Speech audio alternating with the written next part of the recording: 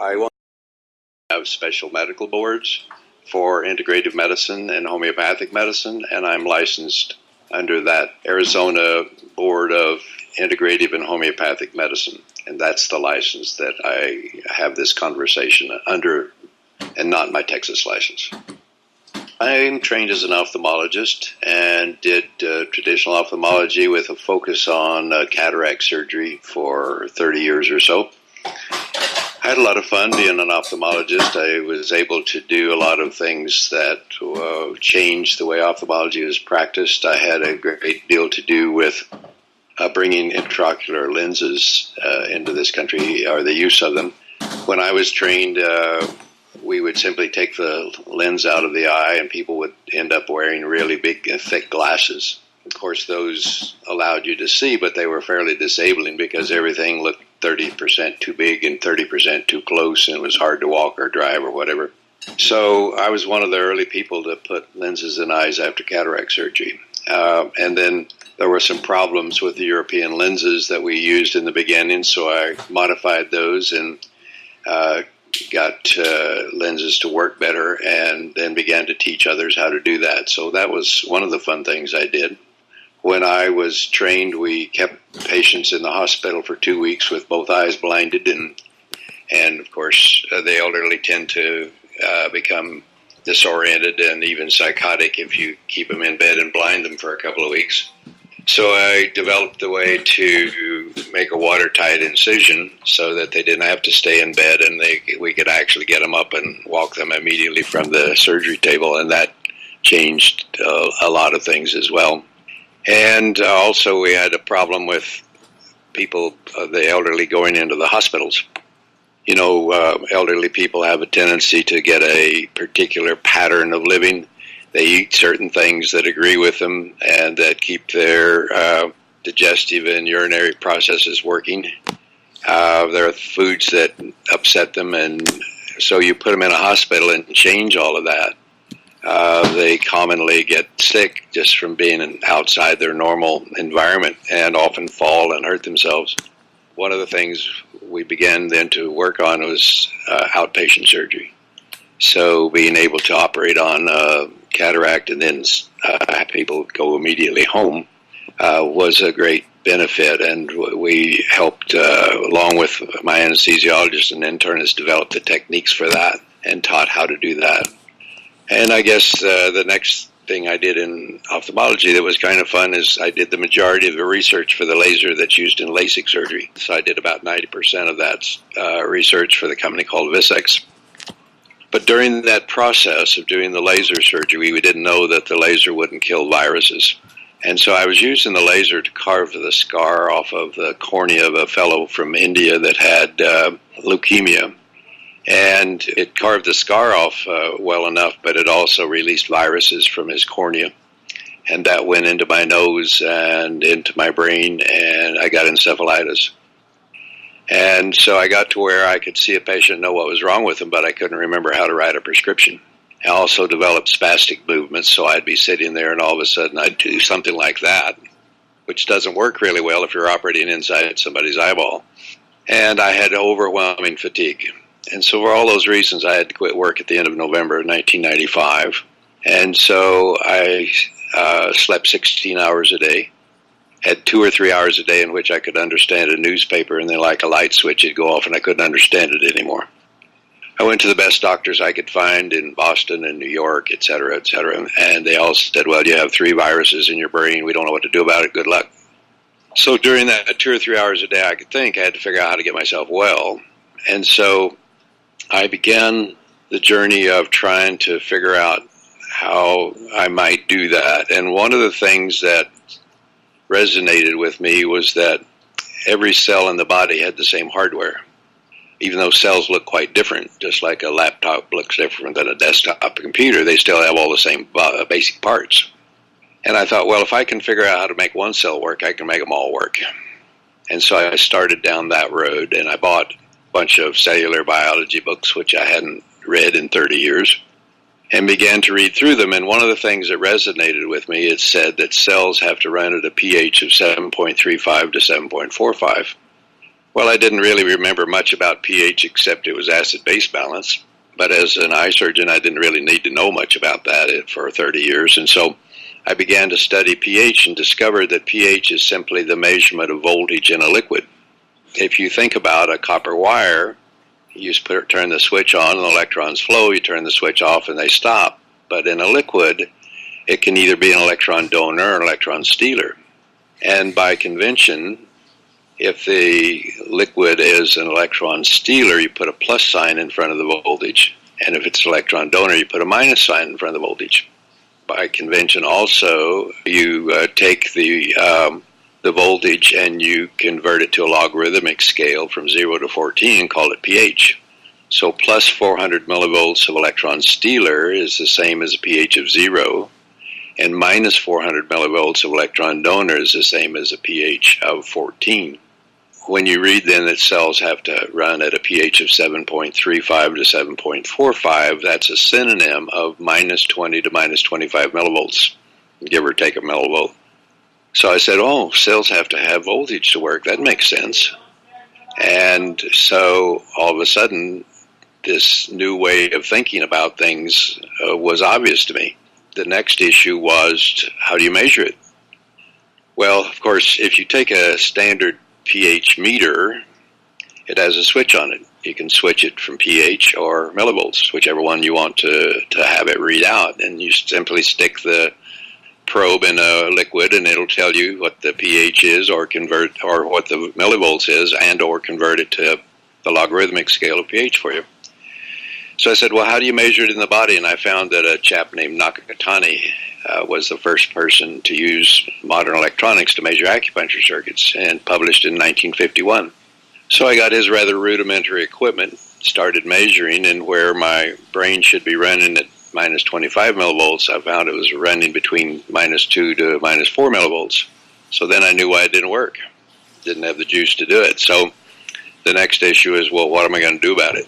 So I began to do some more reading and found that a Russian chap had figured out the waveform that would more efficiently transfer electrons to cell membranes. I began to try to learn about that and discovered that there was a Russian pediatrician named Zulia Valieva Frost. Zulia Valieva married a chap from London named Frost and had moved to London. And she was in the process of teaching people how to use this Russian device to transfer energy to cells. So I called her and I said, hey, I'm interested in what you're doing. And she said, well, as luck would have it, I'm teaching my first seminar in San Francisco in 3 days. I said, sign me up, I'll be there. So I went to that seminar and got the Russian device and began to recharge my cells. And in about 6 weeks or so, things began to get better. The other thing that happened about that time was that I was on an airplane and there was a nurse sitting next to me from this Dallas area. And she began to tell me that she had lymphoma, had this big tumor around her neck and scattered throughout her body, and that she had gone to Mexico, and in a matter of days the tumors were gone, even though MD Anderson had told her to go home and die. So I went down to visit with the docs that helped her to see how in the world they did that, and that was sort of the beginning of my journey along with this other business of the electronics to figure out how to get well. And one of the things they taught me was that essentially all tumors are associated with infection in your teeth, particularly root canal teeth. And so she had gone down and they had pulled her root canal tooth and cleaned up the infection in her mouth, and in a matter of days her tumors were gone. And she sent me not only photographs, but she sent me her medical records from MD Anderson of when she came back, and they proved that her tumors had disappeared. So I had a root canal tooth here in what's called the spleen stomach acupuncture circuit. And so my docs here in Dallas said there's nothing wrong with that tooth.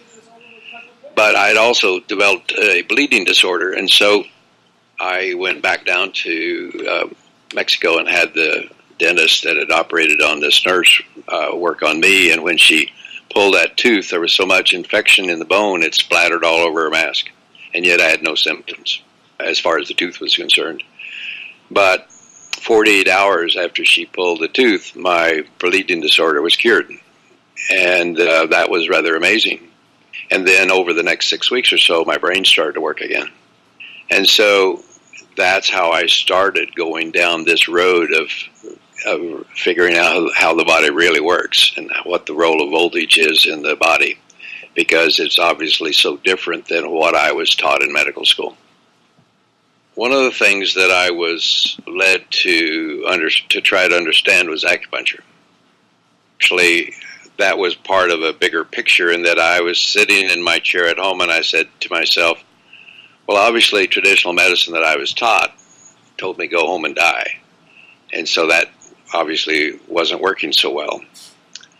But that sometimes chiropractic works, sometimes it doesn't. Sometimes acupuncture works, sometimes it doesn't. Sometimes essential oils work, sometimes they doesn't, et cetera, et cetera. So there are all these various medical models that sometimes work and sometimes don't.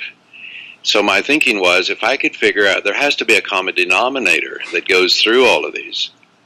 Otherwise, because, I mean, if things work, it's because it's following some basic laws, some basic rules of how things are supposed to work.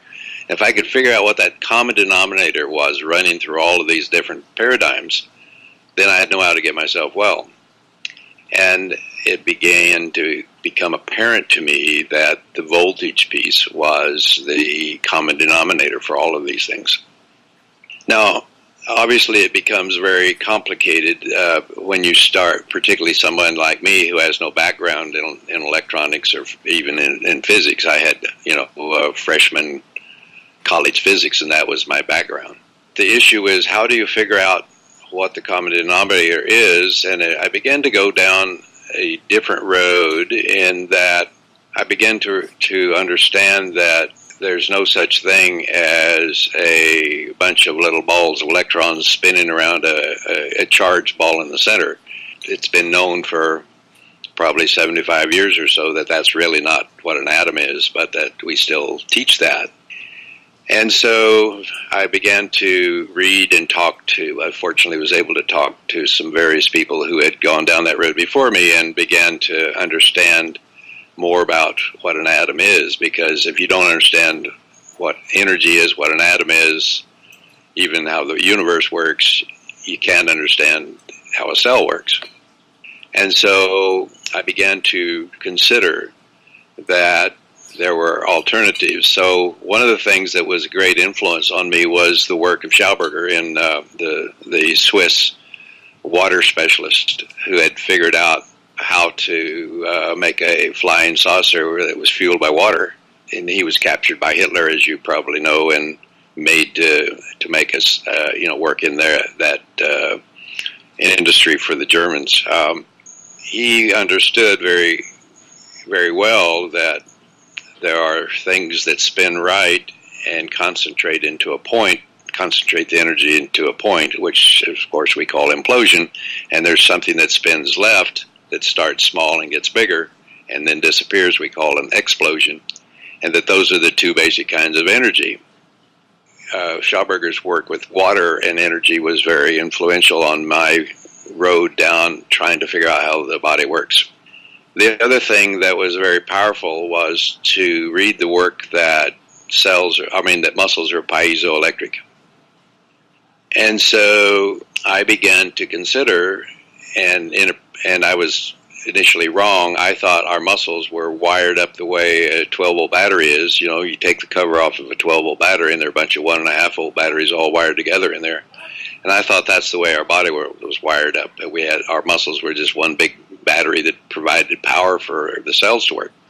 But then I began to notice that there were patients that had normal total body voltage as I measured it, but there would be one circuit out or one organ out. And I said, well, then I have to be wrong about how we're wired up. And I began to consider that acupuncture meridians were stacks of muscle batteries wired together into one single column that provided power. And I was talking with one of my colleagues, Dr. Evans, about this, and he said, well, have you read Tom Myers's book, Anatomy Trains. I said, no, I never heard of it. And he said, well, you should read it. So I get Myers's book. And Myers is a massage therapist who had access to cadavers. And he would use blunt dissection and started dissecting the fascia and discovered that it would go all the way from the toe to the head or all the way from your hands to the head and surround muscle batteries stacked one on top of each other, which is exactly what I had come to the conclusion we had to have in the body, but he'd already done the dissection. So I started with Myers's work. Now, unfortunately, he stopped at the neck, and a lot of the stuff I was interested in, like the eye, was obviously above the neck.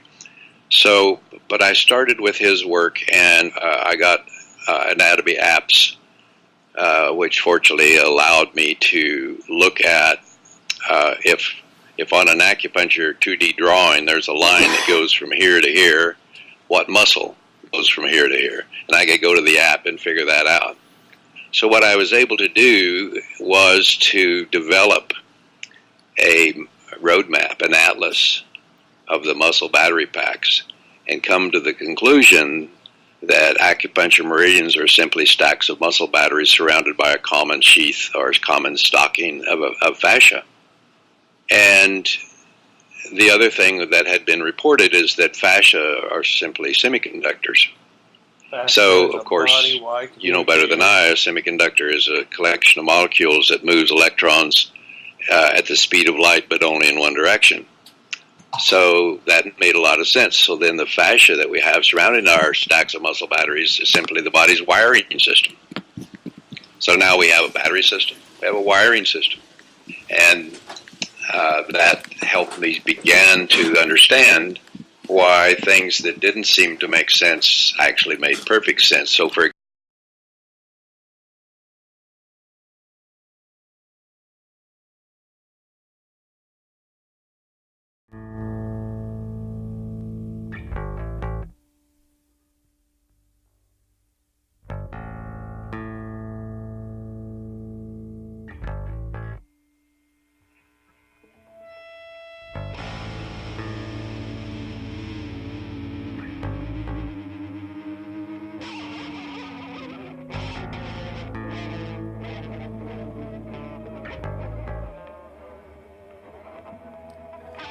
Hey man, you know I'm really okay. The gun in my hand will tell you the same. But when I'm in my car, don't give me no crap, 'cause the slightest thing and I just might snap it out.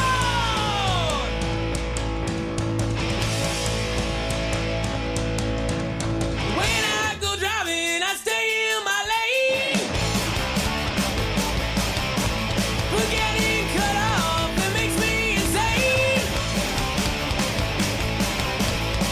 Open the glove box, reach inside, gonna wreck this fucker's pride. Guess I got a bad habit. I'm blowing away. Yeah. Got a bad habit. Yeah. And it ain't going away.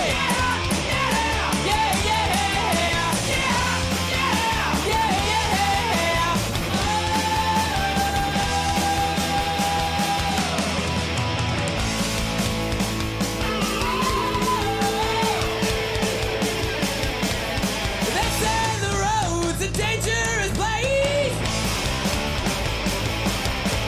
If you flip me up, I'll get in your face. You drive on my ass, your foot's on the gas, and your next breath is your last. Guess I got a bad habit. I'm blowing away. Got a bad habit. And it ain't going away.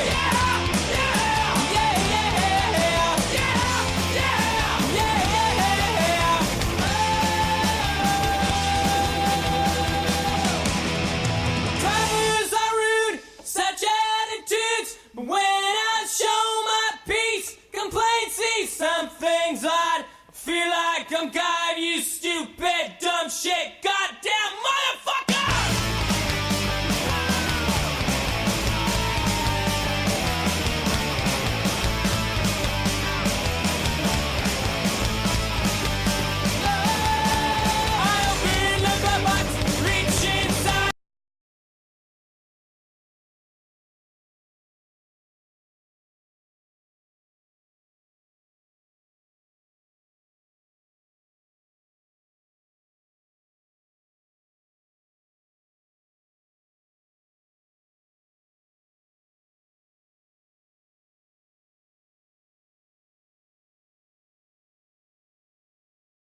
I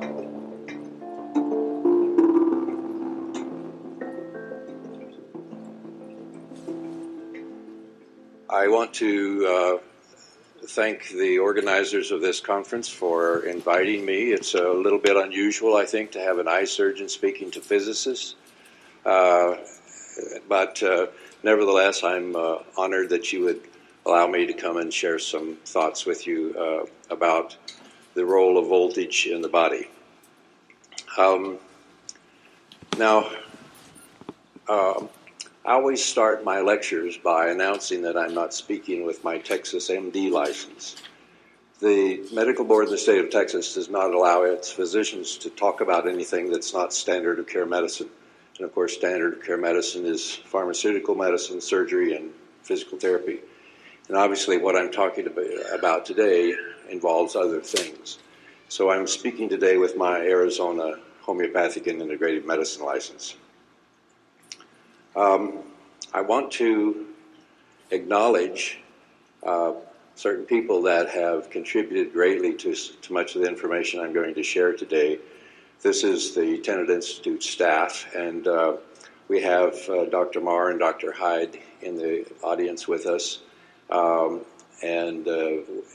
If there are those of you who become intrigued by some of the things we're talking about, they'll be happy to help demonstrate to you how all of this works. In addition, I want to acknowledge Eileen McCusick, whom you heard speak this morning, and her major contributions to this area as well. So thank you, Eileen.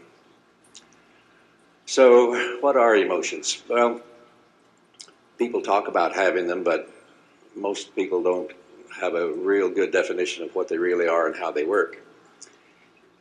In addition, in the over 50 years I've been in medicine, people have talked sort of in passing about the mind-body connection, but I found it was difficult to get anybody to explain to me what that meant. How does that really work? Well, they say, well, you know, if you have emotions, it makes you get sick. Okay, how's that work? And I found it difficult to find any solution or answer to that question. So the reality is that none of us can get through life without having emotional events.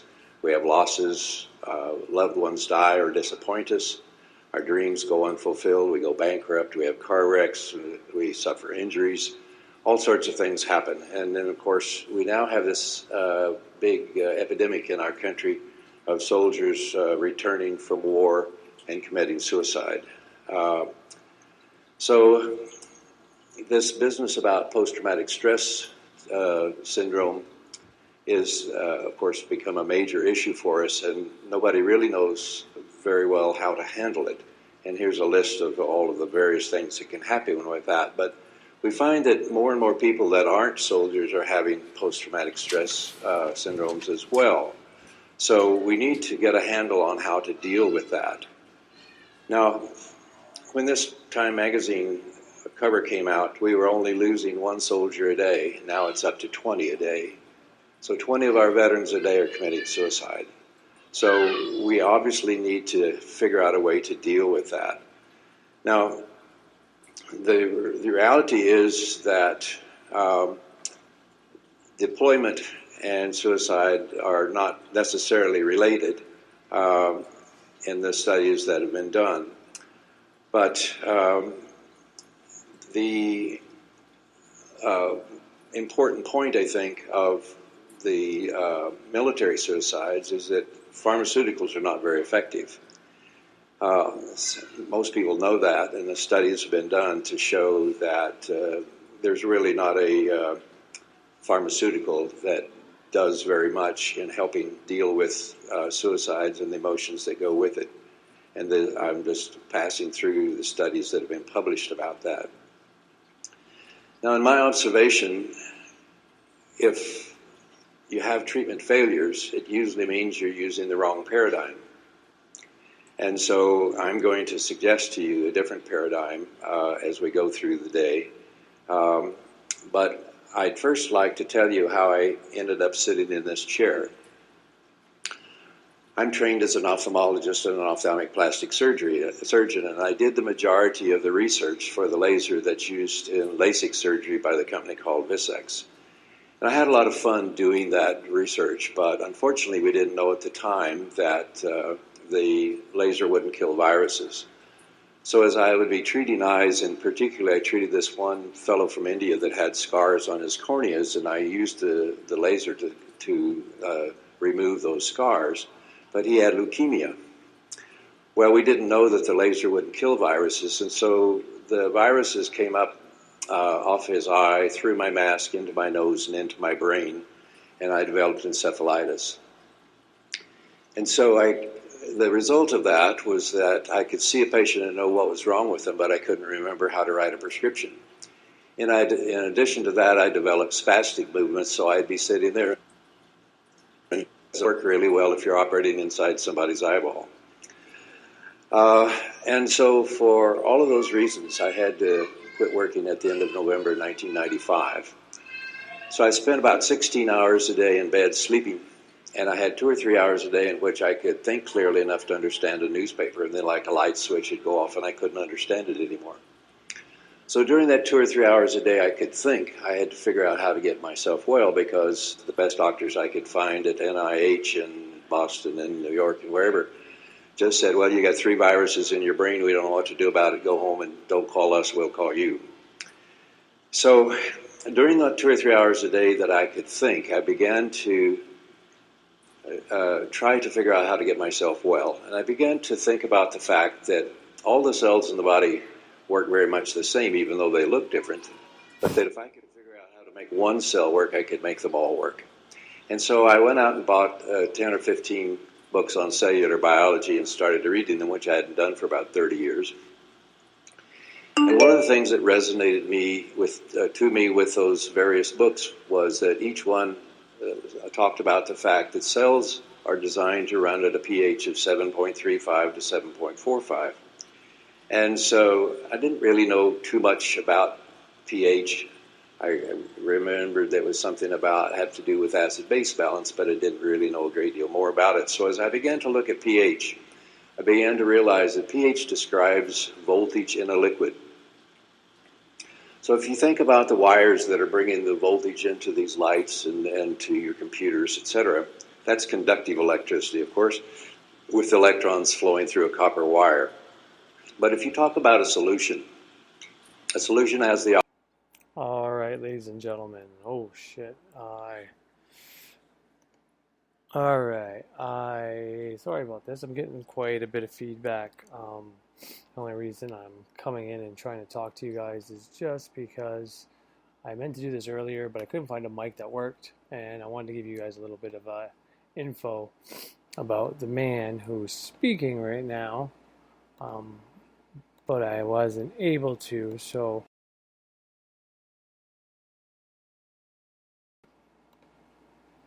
So anyways, I was trying to, I'll try to fix this fucking echo there whenever I come back. But for now, we're just going to have to deal with it, I guess. So this is Jerry Tennant. He is a doctor. He is an amazing doctor who, as you heard, been through some shit. Initially, I was going to come on in between the first clip and now the second clip. But like I said, I wanted to come on and my mic wasn't working for whatever reason, and now I got this fucking echo. So it's kind of shitty. But anyways, that's besides the point. It is what it is. So, fuck, what was my train of thought? Anyways, yeah, so Jerry Tennant, he's a great guy. He went through some shit. He learned some shit. This is not magic per se, okay? This is not something that is like casting magic or doing a circle or reprogramming your mind. However, if I were going to get into invocations of Archangel Raphael, and like I gave you an invocation of, well, I didn't give you an invocation of Thoth, but I talked about it yesterday. I talked about getting Mercury and all that stuff, doing all that to, it's all similar. God, I'm having a hard time here dealing with this fucking echo. It's really pissing me off. Sorry, everybody. But anyways, so I don't want to get anybody get in trouble or do wrong things, because I don't want people doing healing magic before they're ready. Because truth be told, I don't know if I'm ready for doing healing magic and shit like that. Like, I learned some lessons already. So I don't. It's not something I continuously do. However, what Jerry Tennant here is teaching, is telling, and trying to get the information out is something you continuously can do. It's it's affecting your cells at at the cellular level. How do you take in food and do exercise that will improve your cell growth? And if you do have a disease, if you have an issue, an illness, a disorder, well, then you can basically seek his help or look this information up, because there's a lot of it out there, which is what I did, and you can figure out how to find out where the muscle packs, sorry, the battery packs, basically, is how he puts it. There's different parts of your body, and for where your cells in your body are divided up by all these different energy stations, where the energy all comes from one specific source, but it's all filtered throughout, and your muscles send electricity to these batteries that keeps the batteries topped up. So if you're not doing much exercise, then you're not keeping the batteries topped up. And from there, the battery, it has specific things like capacitors, and the other word that starts with an F, I can't remember now, but it sends the energy, the electricity to the cells to help them grow or die off when it's time, or regrow, kind of thing. So when disease happens, it's basically you either don't have that energy in your body to give to the cells. The cells are screaming, we need help, we need help. And this is when tumors and shit could happen if they're not getting what they need, or they're going to try to borrow off of other cells close by, other systems close by. You either don't have the energy because of lack of exercise, or it could be a couple other things, maybe drugs, chemical imbalances, prescriptions you're taking for other things that you think are helping, but could reduce this, and or you haven't taken in the right food, nutrients, you don't have the right pH level, stuff like that, for the actual, like he said, your organs continuously I've said this before, and this is where I got the information from. Your organs are continuously regrowing. You know, he actually give the exact how long your eyes have been here, your skin's been here, and all this and that. So the things inside your body that produce your cells are the exact same thing. So the things on the outside and the inside operate the same fucking way. So to make all that system strong, you have to take in the right food, and you have to have your pH level high. And this is where, you know, electrolytes come from. Truth be told, I don't drink anything unless I put a little bit of Himalayan sea salt in it. And salt and water is electricity, it's electrolytes, it's those electrons that the body's going to need to send out. So the more you take in of that, the better you're going to be off, even if you don't go see Jerry Tennant or use his little fork thing, tuning fork, or any of those things. If you don't do any of that crap, if you just take in high levels, pH, high alkaline water, shit like that, you're going to benefit. The benefits are going to be huge. He has many videos on YouTube that you can get this information from. He goes into different amino acids are very important, proteins, different things like that, and how your body has to take it in. Because in all honesty, for your body to absorb water by actually drinking it without minerals in it, and I'm not saying Himalayan sea salt, I'm saying minerals. In Himalayan sea salt, there is 80, 88, 81 minerals that the body needs. It's made by nature. It's, just like sea salt. It's made in the water, right? So there's minerals in the salt, and your body needs those minerals. Now it can be debated. We can argue why there's campaigns for sodium and no salt and less salt and sodium-free shit like that. And not all salt is bad. The natural salts are good for you and needed. In my opinion, you fucking need them.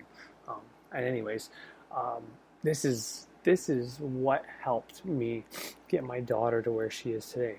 I told the story of my 2-year-old daughter. She was born in October, and that first winter, because we're in Canada, so that winter wasn't even as cold as this winter, but it was cold. We got to like the minus 32s and the minus 33s, and that was the highest. And anytime, if she had a bath, she loves baths. She's that little scorpion, that water sign. She loves playing with the water. You ever want to calm her down, you give her water, she'll just over and over pour it in and out of cups. But truth be told, since I found this, I haven't made her a bottle. Whether it was her formula when she was really young, it was milk, it's juice, whatever. I put salt in it. Every single fucking thing. I do that. I put that in there. I got her hooked on soup. And, everybody talks about soup when you're sick, right? And why is that? Well, because, people run out to go get the kids Pedialyte, and they run out to go, and I've done it, Gatorade or Powerade, and honestly, one of those is not a very good one, so you do your research on that. I'm not going to diss anybody here, but anyways,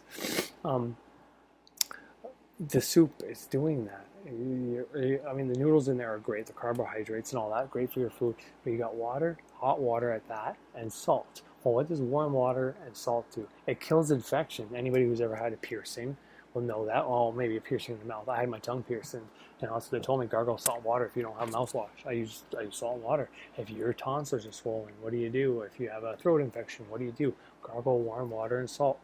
But anyways, there's nothing I don't. She has in this now because she's 2. She's turning 3 this October, so this was her second winter, and she went from having 6 ear infections that first winter when she was developing, and to having none this year. None. She wasn't on antibiotics once.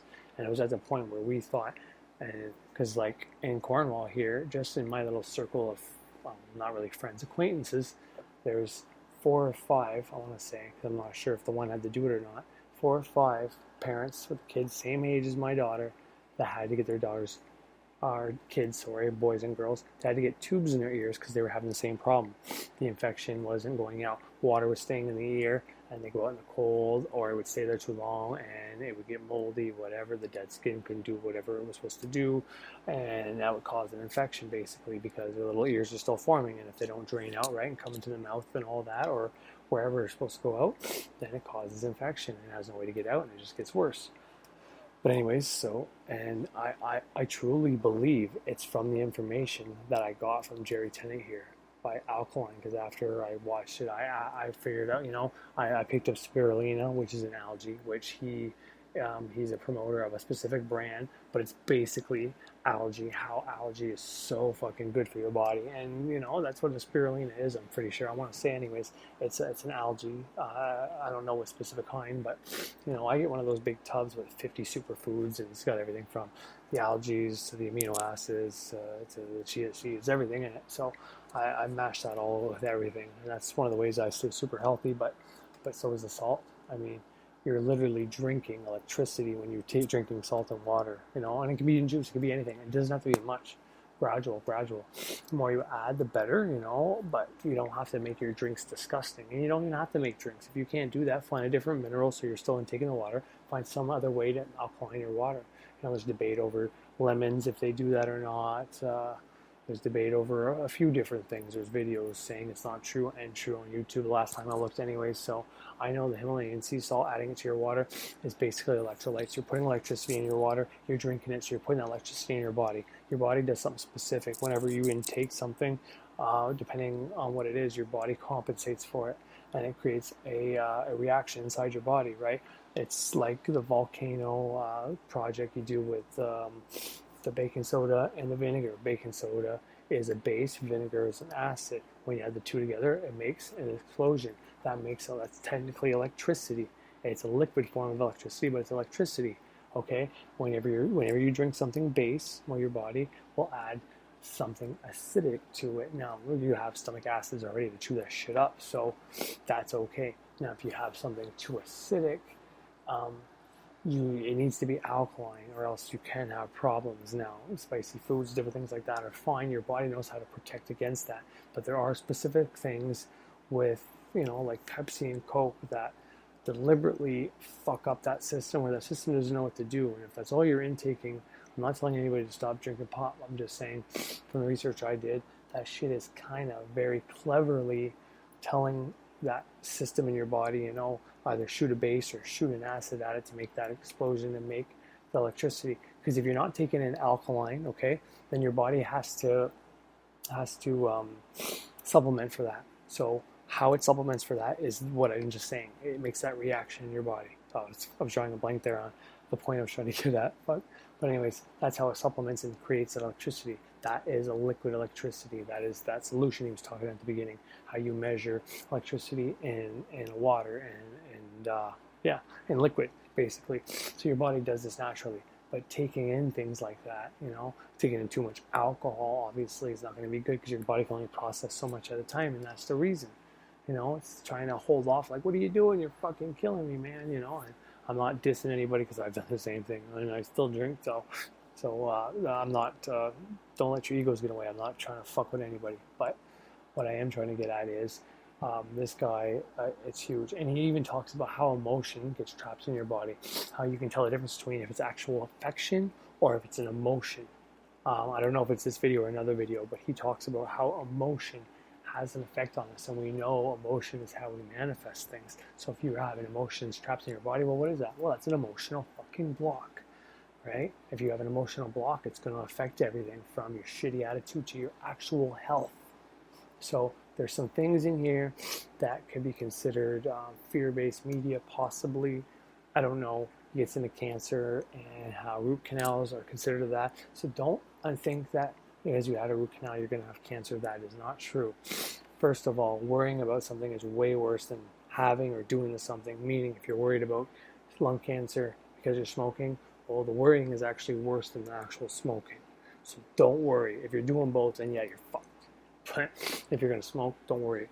And if you're not going to smoke, well, then you can worry, because then it's still only 1 out of 2. But if you're doing 2 out of 2, well, then you're getting the third step, cancer. But anyways, I have specific books and different things in here that you can literally help clean, rinse out your TV, get rid of infection, get rid of dead tissue.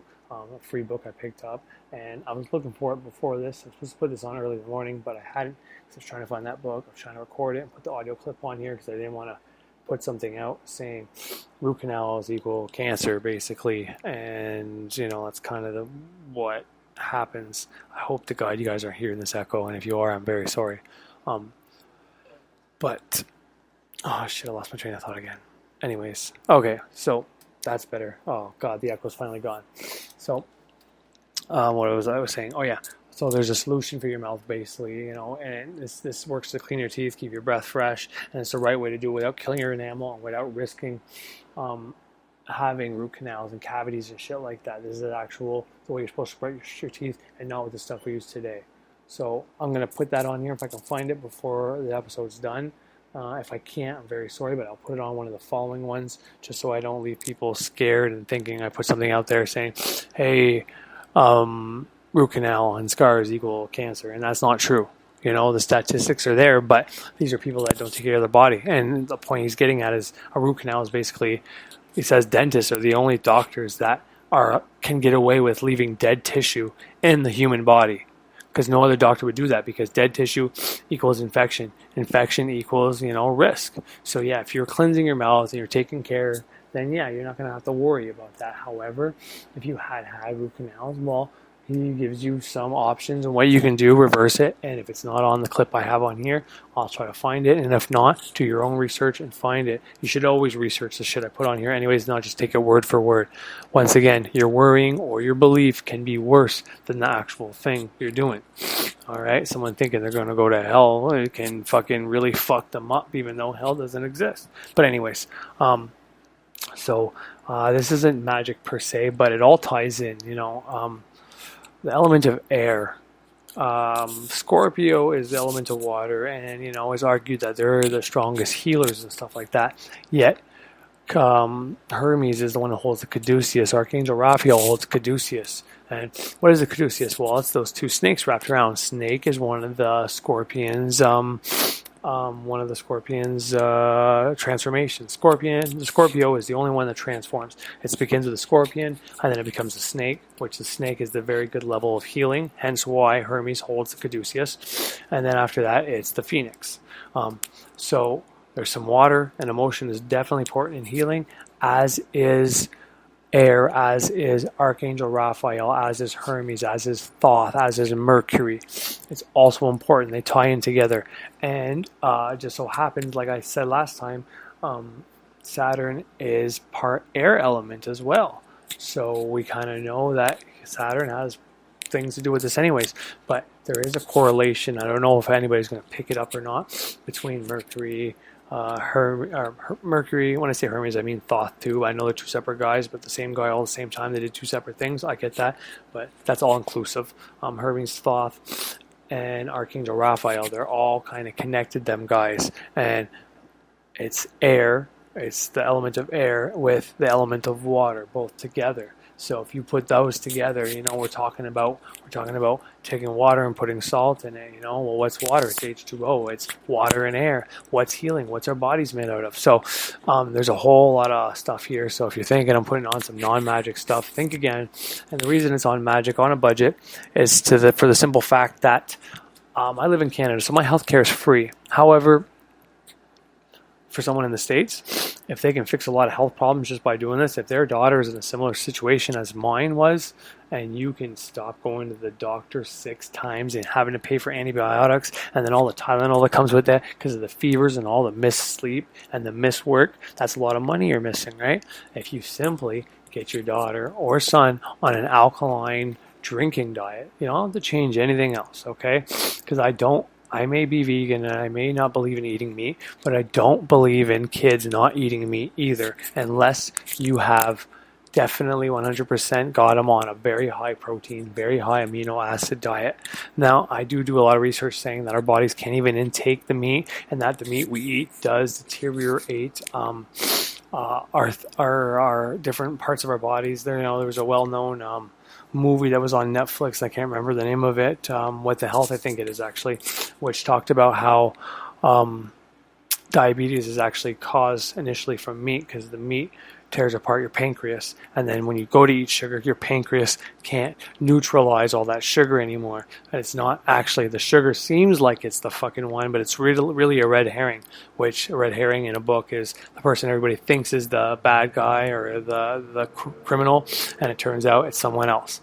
And the red herring is actually the meat, basically. But I ate meat all my life, and I'm in pretty good health. As a child, I played sports. I was very active, very good body. Maybe that's genes, maybe that's magic, maybe that's I don't know what. So I'm not against. I don't think parents should take their kids off of a meat diet unless the kid wants to, for one, if they're very adamant about not eating it. And if that's because they're looking at too much shit on the internet and they're getting scared, well, you might need to take a look into that too there, just in case they're getting the wrong information. But unless you found an alternative with high protein and high vitamins and high stuff like that, because there is stuff in meat that you can't get anywhere else. Yes, you might be eating dead animals and stuff like that, but if there is blood, there's iron and shit like that in that animal, and our ancestors did eat animals. So that's a whole topic that I'll probably never get into, because like I said, I don't believe in eating animals, but I'm never going to tell anybody that they should go this route. However, if you are, I would say try to do it the way it used to be. Back in the day, the meat on your plate was the smallest portion. Your vegetables are the biggest, and your side dish, your pasta or your carbs basically were a medium. Whereas nowadays, there's more emphasis on sometimes the side and sometimes on the meat, and then you have all these other things, and the vegetables are the smallest one. You grab chicken wings and you got 3 carrots and 2 celery sticks, or vegetables are just on there for decoration nowadays. Which vegetables you get water from, and the water has minerals, the water's alkaline in it, and you're getting all these vitamins, magnesium, different fucking things. There's more in a vegetable than there is in that fucking meat or in those carbs. However, carbs hit a different part, and everything hits a different part. And Jerry Tennant actually talks about things like vegetable oil as well as salt, how everybody, no trans fats. Well, you do need some of those, because the parts that he talks about that are the conductors or the capacitors, the battery packs, the things that your muscles and the energy that you take in, the electricity you take in, that the things that store, hold, or are in charge of sending the energy, those things are built with whatever you put in your body. Everything you put in your things aren't just made in your body from nothing. It's whatever you're taking in. And it's not always just through your mouth, it's not always just what you drink, it's what you smell, it's what you touch, it's what you absorb through your skin, it's everything. The water you absorb through your skin you get way more water in a bath than you do drinking. But anyways, so if you're not putting in the right stuff, then you can't make the right stuff. And simply all vegetables is not going to do that. you're going to have a lot of good vitamins and your system's going to be able to work well. But when it comes times to regenerate some of these important parts, well, if you don't have some fucking carbs in there, and the good carbs, like some things, I don't know, vegetable oil, I want to say some olive oil is probably one of the best, and not like doused in it, that it's killing all the nutrients and boiling all the vitamins out of stuff, but a little bit on there, because that makes, it's the difference between building a car out of plastic or metal. Cars depreciate in value, but before a certain year, they used to go up in value, and that's because metal is worth something and plastic fucking isn't. So what do you want your parts made out of, plastic or metal? So this is just a little eye-opener, and to try to save people money by not having to go to the hospital, not having their kids go to the hospital.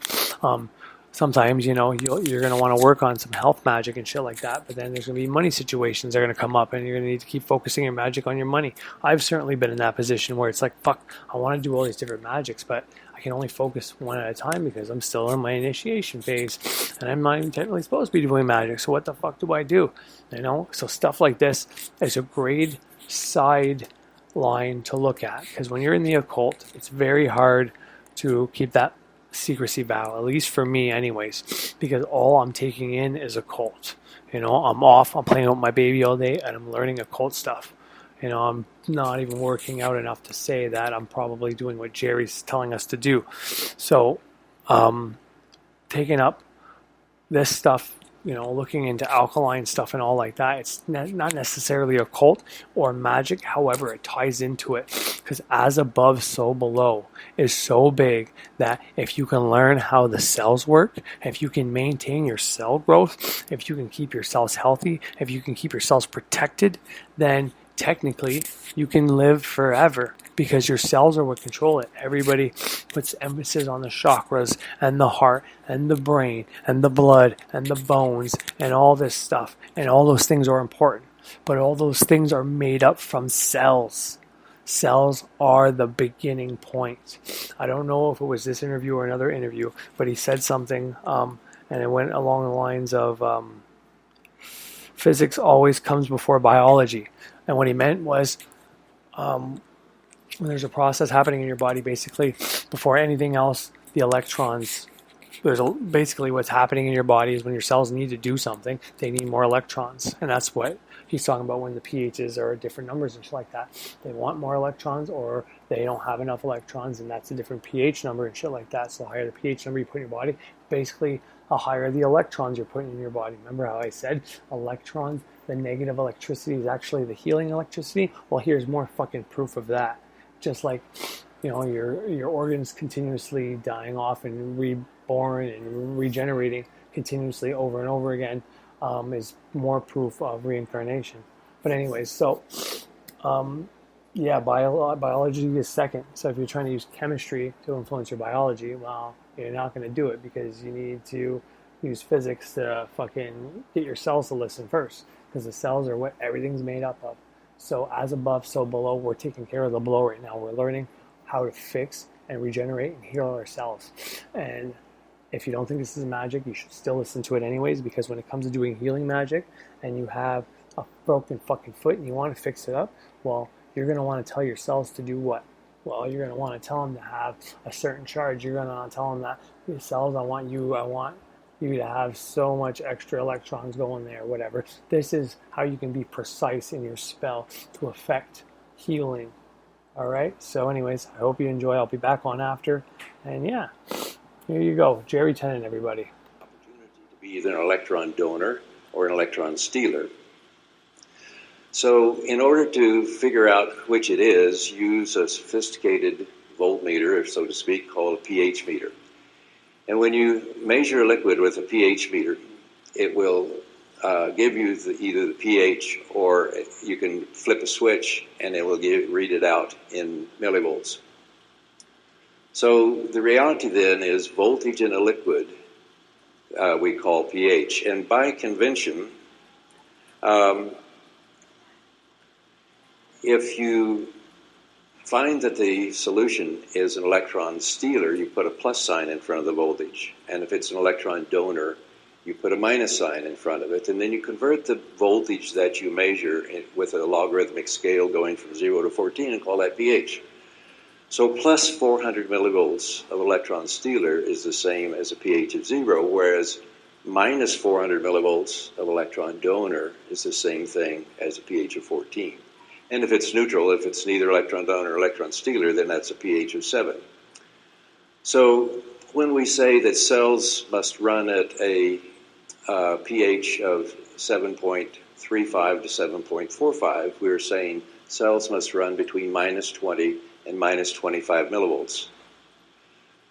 Well, that was a wowzer for me. Guess what? Cells need energy to work. That makes sense. Now, by the way, people sometimes get confused with these numbers because if you take a cell in a petri dish and you put an electrode inside the cell and one outside the cell and you measure across the cell membrane, you get about minus 90 millivolts. But hopefully not very many of you have your cells in petri dishes. But in the environment of this body, they're designed to run at minus 20 to minus 25 millivolts. So one of the things that you will find is a characteristic of essentially all chronic disease is that you have low voltage going to that organ. So, we are constantly wearing ourselves out and needing to make new cells. So what I'm seeing here is one slide behind that one, apparently. Okay. So we are constantly wearing ourselves out and having to make new cells. So the macula in your eye today is only 48 hours old. In other words, you get new cells in the macula every 48 hours. The lining of your gut is 3 weeks old. The skin you're sitting in today is 6 weeks old. Your liver's 8 weeks old. And your nervous system is 8 months old.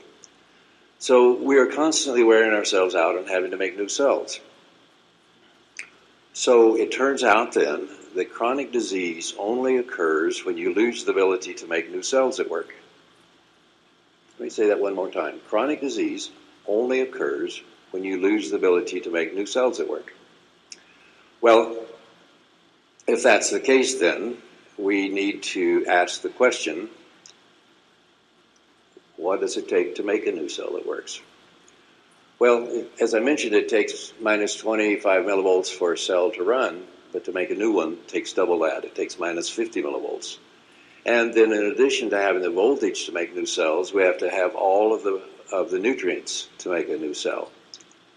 So if your house gets blown down with a tornado and you have to build a new one, guess what? You have to have everything you need to bake it.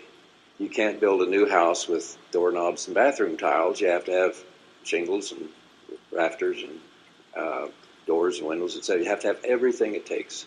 And this is a big mistake people make when they're trying to get well, is they try one substance at a time, saying that, well, I want to see what works. Well, it's not going to work because you have to have everything all at one time to build a new cell. So we have to have minus 50 millivolts of energy. We have to have everything it takes to make a cell. And then we have to deal with any of the toxins that are hanging around that damage cells as fast as we make them. The most common toxins we have to deal with are heavy metals like mercury, toxins coming out of our teeth, and GMO foods with the pesticide called Roundup or glyphosate. Now, the body actually has 4 different battery packs. Because the human body is a portable electronic device, like all electronic devices, it has to have a battery pack or multiple battery packs. And so the reality is that we have these 4 different packs. Now, the largest one of all is our muscles. Now, our muscles are piezoelectric, and for those of you who aren't physicists, that funny word piezoelectricity means that if you stress a substance and it emits electrons, that's called piezoelectricity. So when I move my muscles, I'm generating electrons, which is, by the way, why exercise is so important, because exercise is the way the human body is designed to recharge your own personal battery pack. But the reality is also that our muscles are rechargeable batteries. And so we have then these large muscles, which are our main batteries.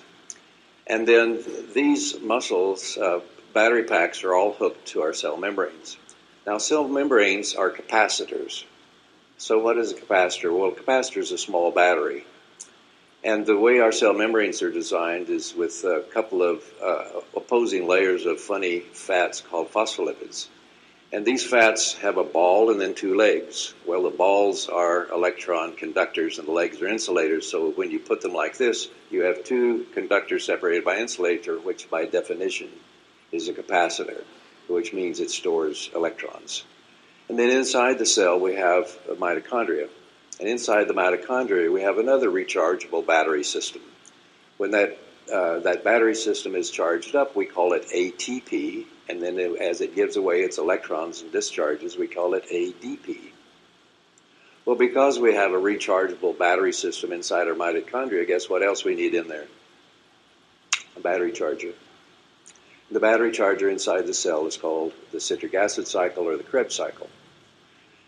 So the Krebs cycle runs on primarily fatty acids, and so as you put fatty acids through the Krebs cycle, it creates electrons. And for every unit of fatty acids that you put through the Krebs cycle, if oxygen is present, you get enough electrons to charge up 38 of these ATP batteries. Now, in addition, we have the DNA.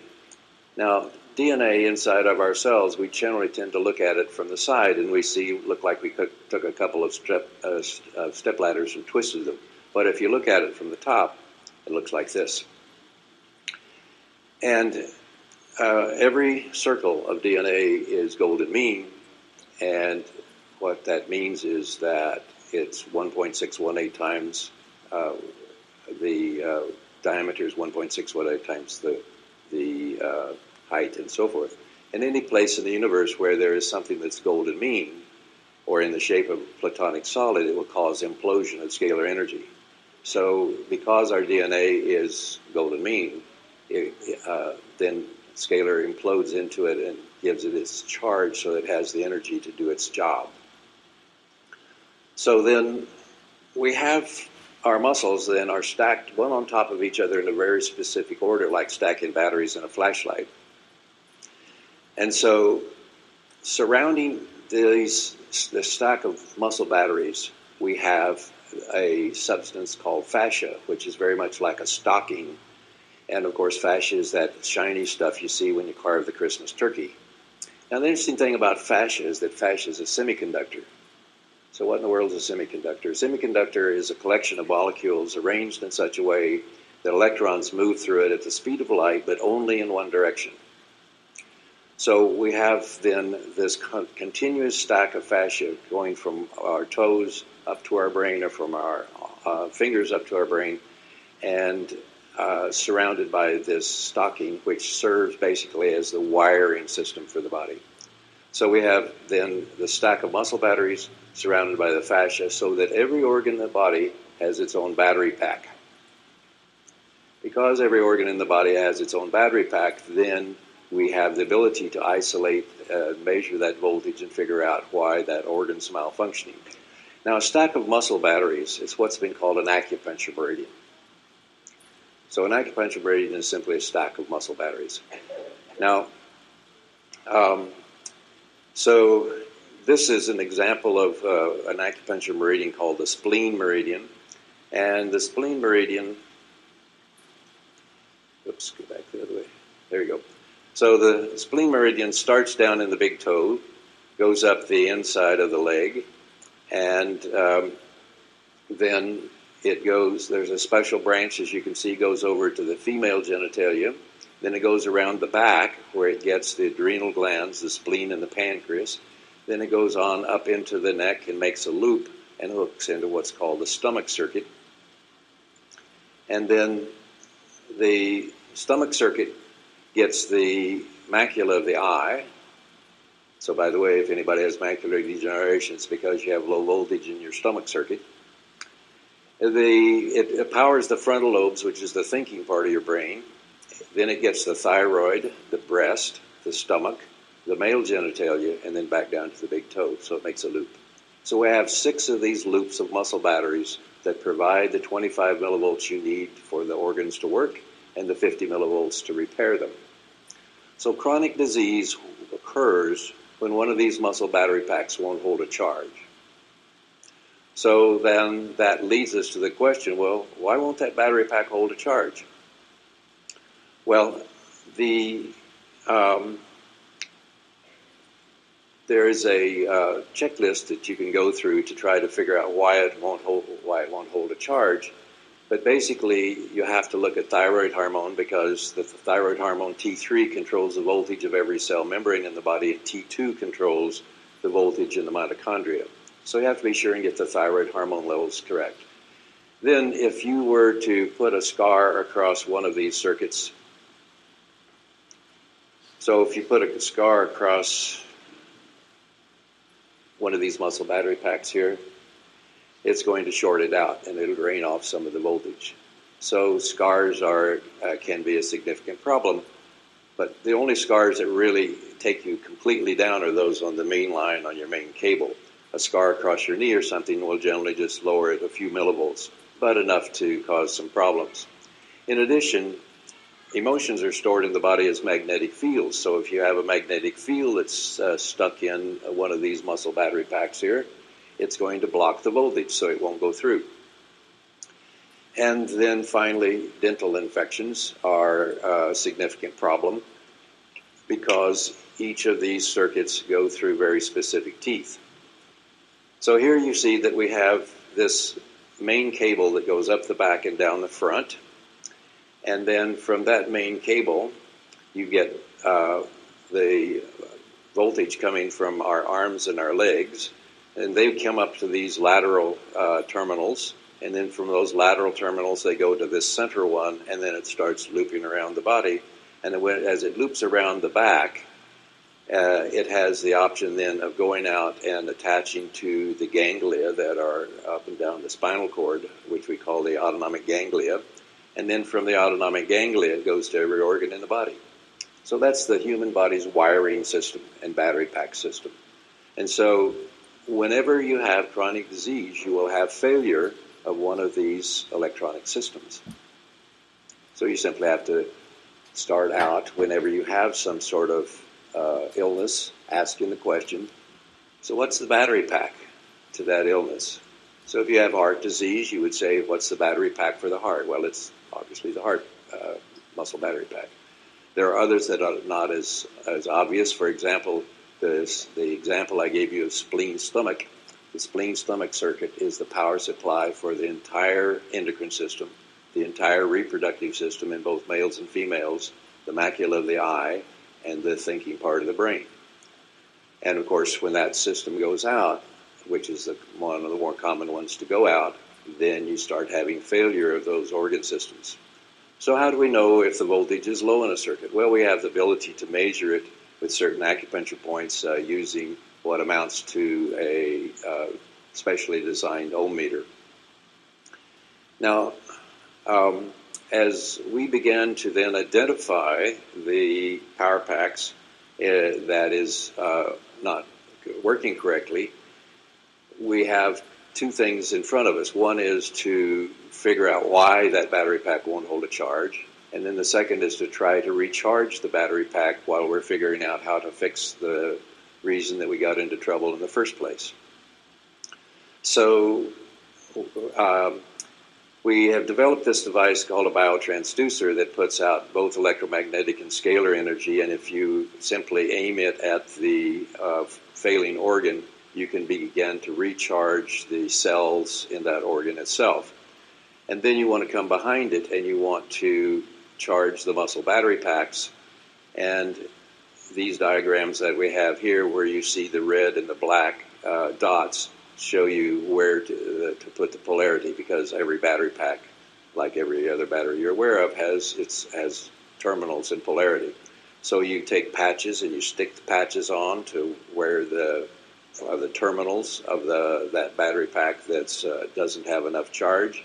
Hook it onto the biomodulator, which is a little portable device that looks a bit like a computer mouse, and it puts out waveforms that are designed to implode energy and transfer energy to the cells and recharge your muscle battery packs.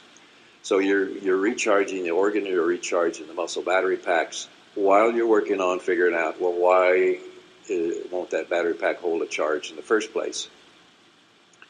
Now, one of the interesting things is that our bodies are wired up like many circuit boards. As you know, many electronic circuit boards use Tesla resonating circuits. A Tesla resonating circuit is a combination of a capacitor and a coil wired in parallel. And when you do that, it has the ability to communicate with other systems that are a combination of Tesla resonating circuits. So in the body, the lung is always wired to the large intestine, the heart's always wired to the small intestine, the spleen and pancreas are always wired to the stomach, the kidney's always wired to the bladder, and the liver is always wired to the gallbladder. Each of these create a Tesla resonating circuit. And because they are Tesla circuits, they're able to communicate with each other. So one part of our body knows what's going on in the other part of the body because we're wired up with Tesla resonating circuits.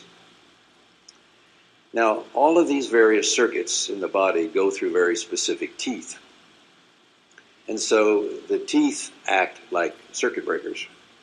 So if you begin to have an infection in one of your teeth, it will at first begin to reduce the voltage that's in that circuit and later actually switch it off. So the circuit we've been talking about, the spleen-stomach circuit, is the one that you see in yellow here. It's the upper molars and lower premolars. And so if you have an infection in an upper molar, then it's going to begin to affect your spleen-stomach circuit, which means it's going to affect, as I mentioned, your entire reproductive system, your entire endocrine system, the thinking part of your brain, and the macula of your eye. So most people with macular degeneration have an infection in an upper molar on the same side as their macular degeneration. Now, one of the issues then is how do teeth enter into this whole system?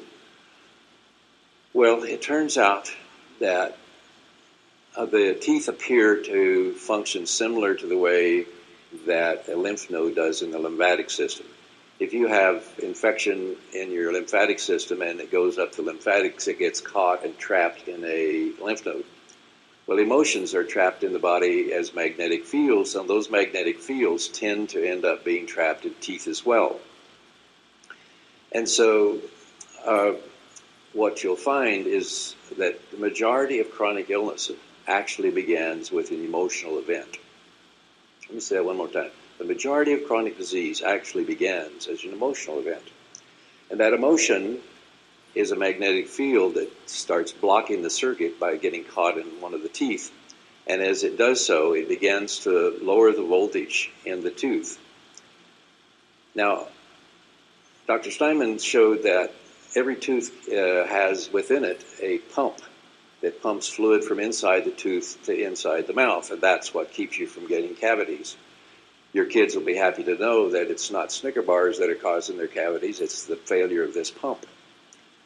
So when the pump begins to fail, then infection comes from the mouth into the tooth and begins to cause decay. So the emotion begins to lower the voltage enough in the tooth that the pump begins to fail, and then you begin to get a cavity, and then you begin to get a crown, and then you begin to eventually keep going until you get a root canal, and then that leads eventually to having a malignancy.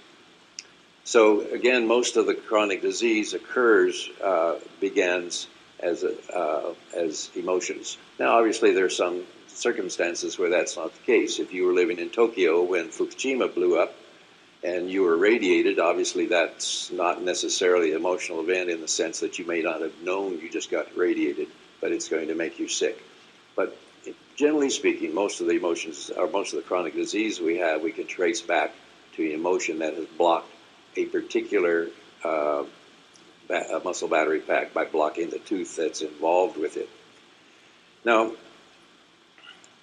when you look at this particular slide, you might ask the question, didn't anybody ever teach you not to put so many numbers on one slide? Well, I did it on purpose because I wanted you to get the gestalt of it. So what you will see is that the relationship, you'll see that here that a pH of 7.35 is the same as minus 20 millivolts, 7.44 is the same as minus 25. So that's where our cells normally run. But as voltage begins to drop, then things begin to get worse and worse for us until we finally get down to plus 30 millivolts. All cancers occur at plus 30 millivolts. So what you see is that normal tissue is running at electron donor, which is minus 25 millivolts. And as you go past zero, you have flipped the polarity. That is that every battery, as you know, has a plus on one end and a minus on the other. And as you drain the battery all the way to zero, it flips its polarity upside down. And so when the polarity reverses is when and it gets all the way down to plus 30 millivolts is when malignancies occur.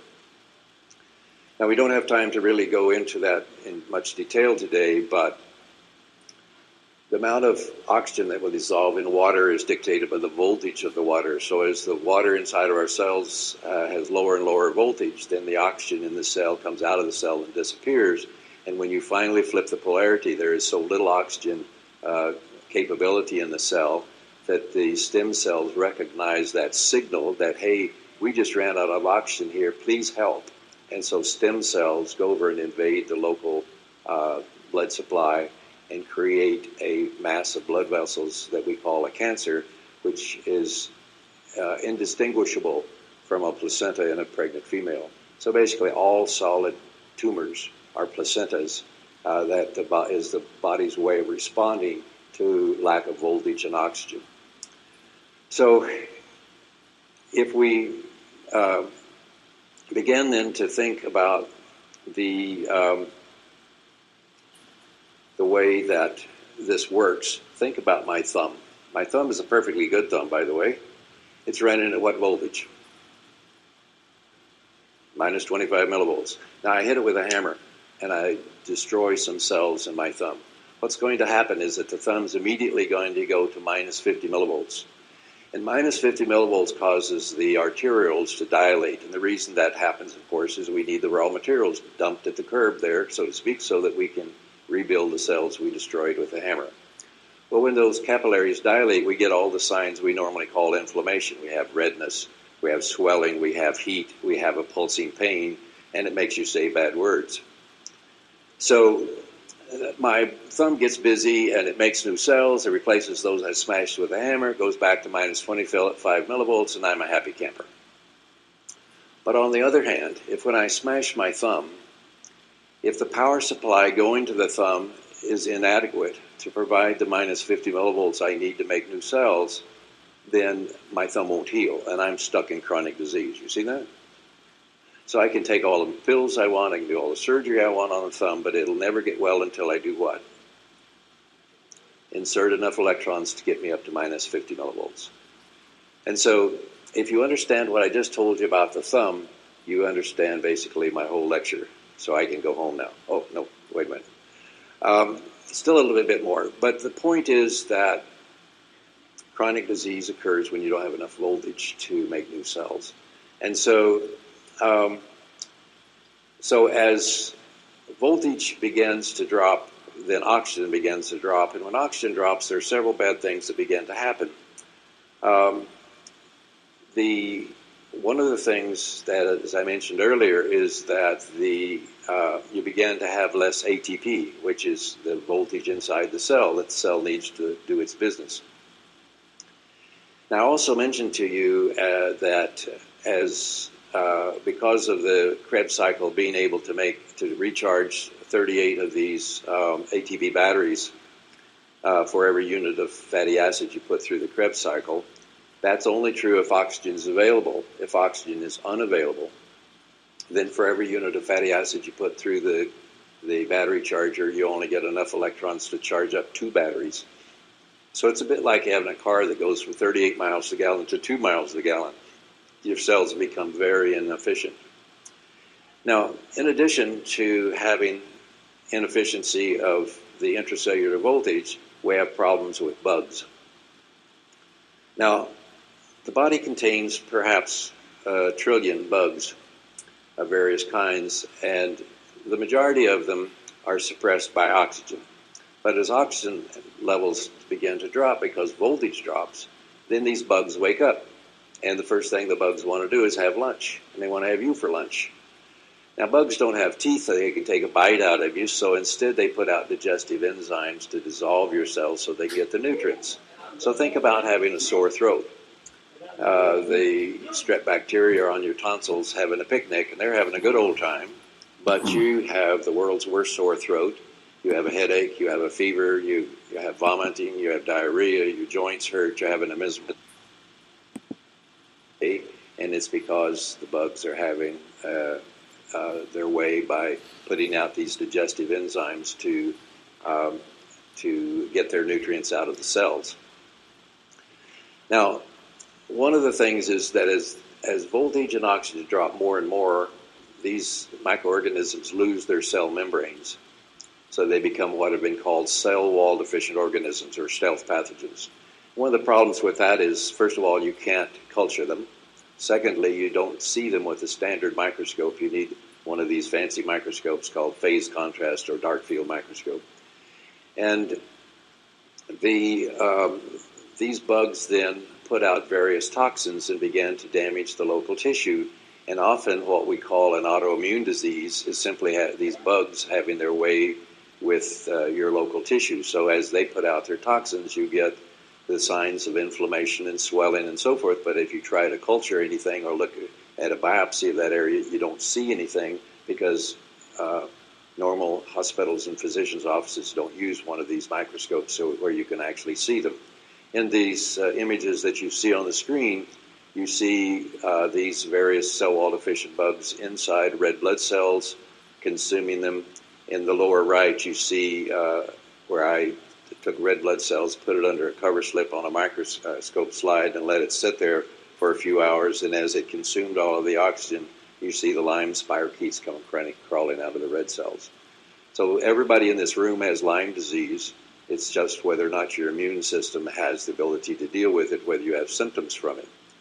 So then as the voltage gets down toward plus 30 millivolts, then the cell wall deficient fungus shows up, and you begin to have these kinds of cells. This is blood from a fellow who had leukemia, and you can see the fungal forms in his blood that the fungus is always associated with these kinds of things. So I'm going to skip past this. It's just a better microscopic view, and I want to go to talk to you a minute more about teeth, because it's terribly important in the understanding how to get people well. Now, if you look at the lower left image, you see a car battery that has corrosion around it, which means that the alternator in that car is going to have trouble keeping that battery charged up. Well, the tooth just above it is attached to a muscle battery, but it also has corrosion, and thus it also has trouble keeping that battery charged up. And then as corrosion in either your car battery or your tooth gets worse over time, then it gets harder and harder and harder and harder to keep your battery packs charged up. And eventually, in the car battery, the corrosion will come outside the battery itself and start corroding through your battery cable, which now means you have a total short circuit and your car won't start. Well, this process occurs in the body when the infection in the tooth moves out into the bone. So when you have infection in the bone around a tooth, it actually works just like a circuit breaker and takes down that circuit. And then the two circumstances in which that occurs is either a root canal tooth, which is, of course, a dead tooth. Most of you may know the way you do a root canal is you drill a little hole in the top of the tooth and you put an auger down in and you rip out the artery and rip out the nerve and kill the tooth, and then you fill it with putty. The problem is that now the tooth is dead and all dead tissue gets infected. The dentists are the only physicians that believe you can get away with leaving dead tissue in the body. No other doctor believes that. So one root canal tooth shuts down 63% of your immune system. So, and then what makes it worse is that it then gets out into the bone, and when it gets into the bone, it shuts off that circuit And so now the voltage drops significantly in that circuit, and that's why you find we looked at all the cancer patients we've seen in our clinic, and 95% of them were associated with a root canal or an infected bone where a tooth had been pulled. 95%. So a leading contributor to cancer is having an infection in the bone around one of the teeth. Now, in addition to root canals, there's a problem when teeth get pulled because teeth are held into the bone by a ligament called the periodontal ligament. What dentists are trained to do is wiggle the tooth, make it loose, take it out, put a stitch in, quit, leaving the ligament behind. When you do that, it's very hard for the bone to heal because the ligament's in the way.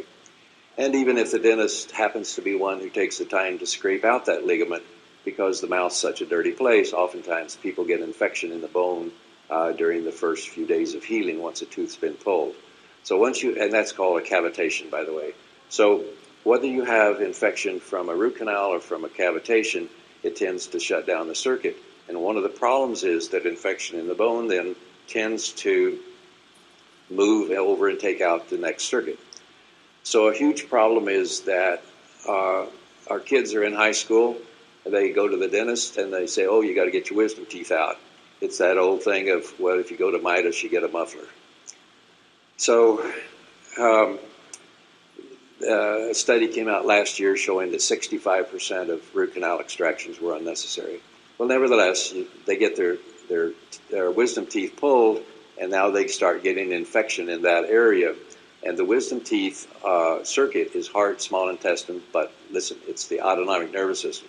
Autonomic nervous system is the body's on-off switches.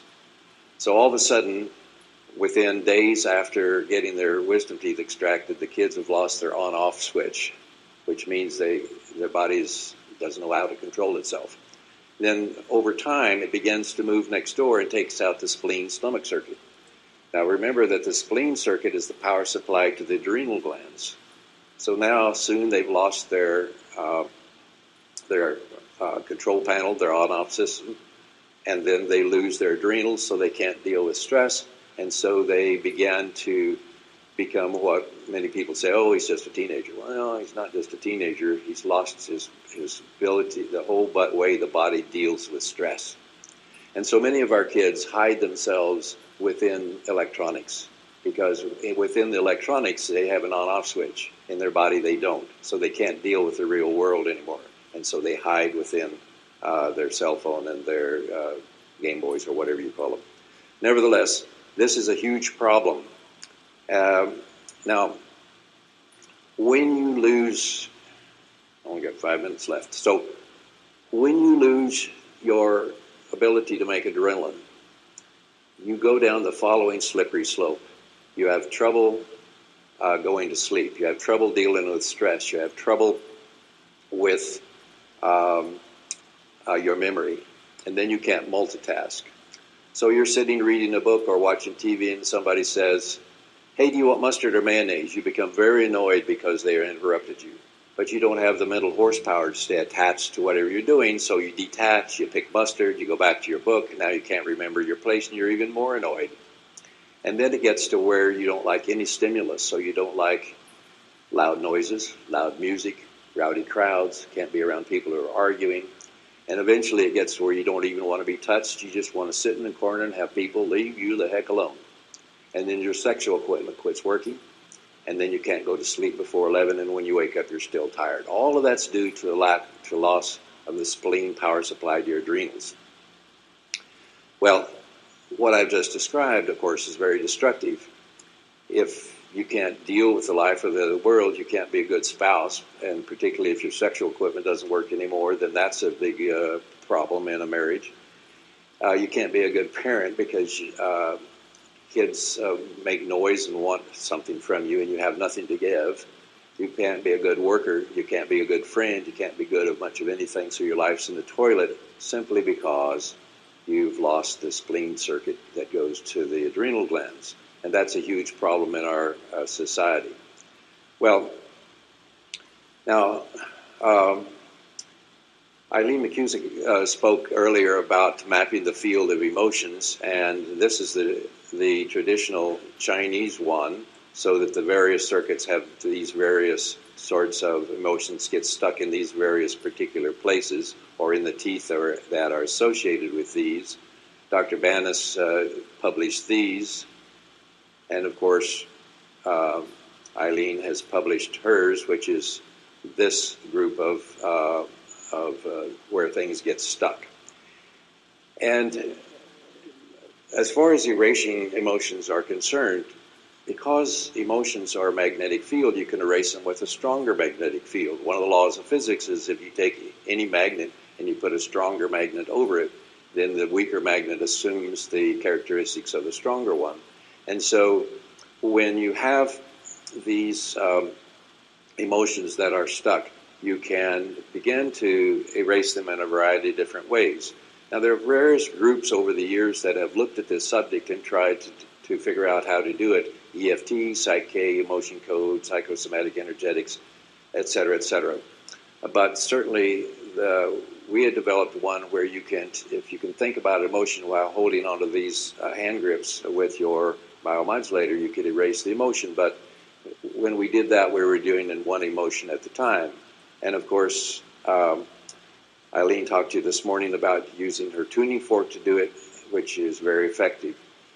What I have recently found is that if you treat the wisdom teeth, which treats your autonomic nervous system, then you can begin to knock out, you can not only change the polarity in all of your various circuits at one time, but also knock out many of the motions automatically. Now, a pendulum is actually like a single string on a guitar, and the weight on the pendulum makes the string taut. So when it's moved, it's actually resonating with whatever frequency the string is. So what you do is you hold this pendulum over the small intestine, heart, small intestine autonomic system, and you take the biotransducer and simply put it over the wisdom teeth, and you watch the pendulum, and it'll always be spinning backwards if the voltage is low, counterclockwise, and you keep holding it there, and pretty soon it'll slow down, and then it'll start spinning clockwise. And then you do the same on the other side, again holding the pendulum over the heart small intestine circuit, put the biotransducer over the autonomic system where you can access it with the tooth, watch it spin backwards and in the correct way, and now when you go back and check all of the circuits, you've corrected the polarity in every circuit, and many of the emotions that you had found out in the biofield are already gone as well. So, unfortunately, I don't have the time to talk to you about how we're wired up with polarity and with how our body's all golden mean and how implosion occurs. If you're interested in those subjects, then we have some videos that will help you in that area. Plus, we'll be giving some demonstration. If there are any of you in the audience who happen to have an emotion, anybody here? We'll be doing some demonstrations in the breakout room. So what I've hoped to accomplish in these few minutes I had to talk with you is to help you understand that the body is an electronic device which has multiple battery packs, and the chronic disease occurs when those battery packs won't hold a charge, and that getting well involves you identifying which battery packs are failing you, identifying the reason that they're failing you and fixing that, so that it's basically what we're doing is like you coming home from work and opening the fridge and it's hot in there and the lamp in the living room won't turn on, the TV in the bedroom won't turn on, and you go out in the garage and flip the circuit breaker and now everything works. Well, that's the way we do medicine now, is we figure out which circuit breaker is out, go fix it, turn you back on, and let your body heal itself, which it does very well if it has the voltage, the nutrients, and deal with the toxins. Thank you for allowing me to be here.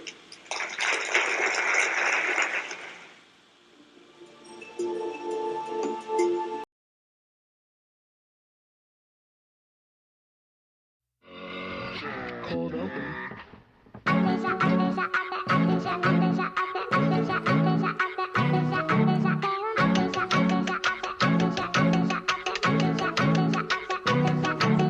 Traveling in packs that I can't carry anymore, but waiting for somebody else to carry me. There's nothing that's there for me at my door. All the people I know on who they used to be. And if I try to change my life one more day, there would be nobody else to save. And I can't change into a person I don't wanna be, so oh, it's Saturday night. A break for the wicked on the weekend. Mama, can I get another amen? Oh, it's Saturday night. Swear to God, I ain't never gonna repent. Mama, can I get another amen? Oh, it's Saturday night. Yeah.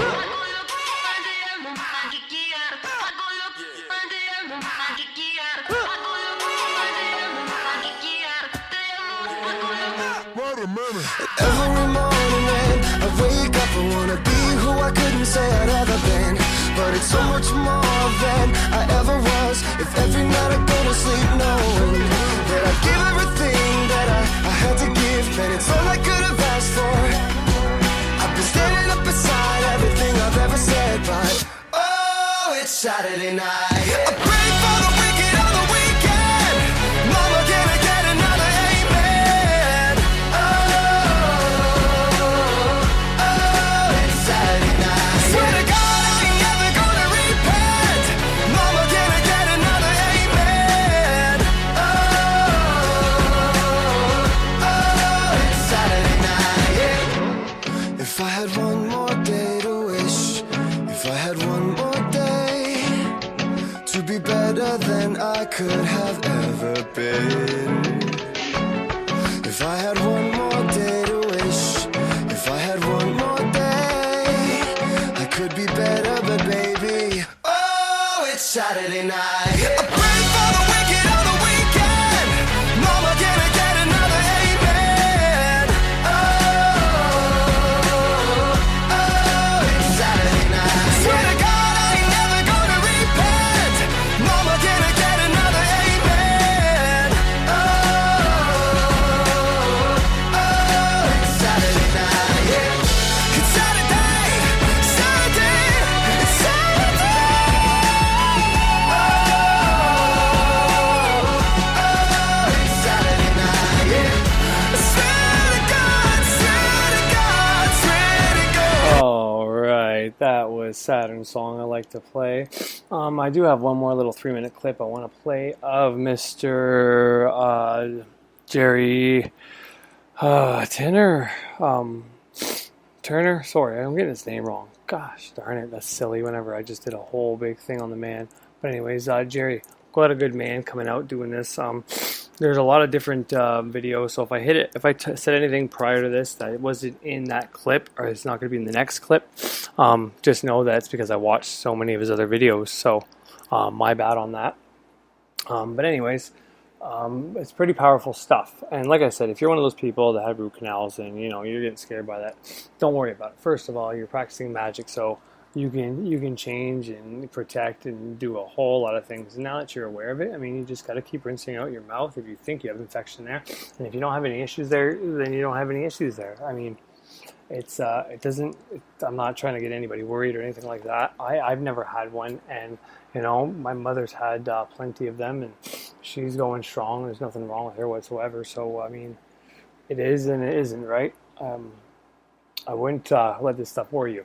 But the main focus here, because let's say even if that was causing an issue with you, whether it was pain or, because I mean, some of these things when they start, like he said, his was very severe, but they can start to kind of fuck up your mind, the way you think, your judgment, your eyesight. You could be thinking you've got glaucoma or something. I don't know. But anyways, you'd be thinking you're nearsighted or farsighted. And it turns out it's something wrong with the lower part of your body. I mean, this is just an exaggeration, an example. That's probably unlikely. But like he was saying stuff about his toe and having feeling, you know what I mean, somewhere else in his body that wasn't even near there. And that's because of the way the systems are lined up.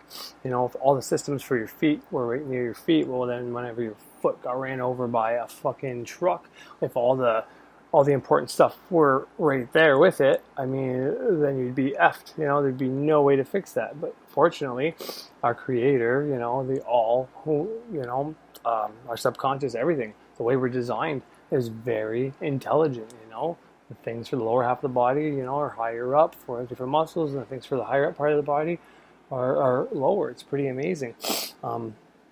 So yeah, like I was saying before, the physics always comes before the biology, and that's what my main point of putting this out here is, to get you to think about the cells a little bit, because healing magic is the hardest, probably magic, or most complicated. I mean, Birch has numerous different videos talking about, you know, negativity and positivity, and negative and positive, negative ions, negative energy being, you know, could be a very healing energy, and positive energy is actually what you're bombarded whenever it's the Wi-Fi signal and all that.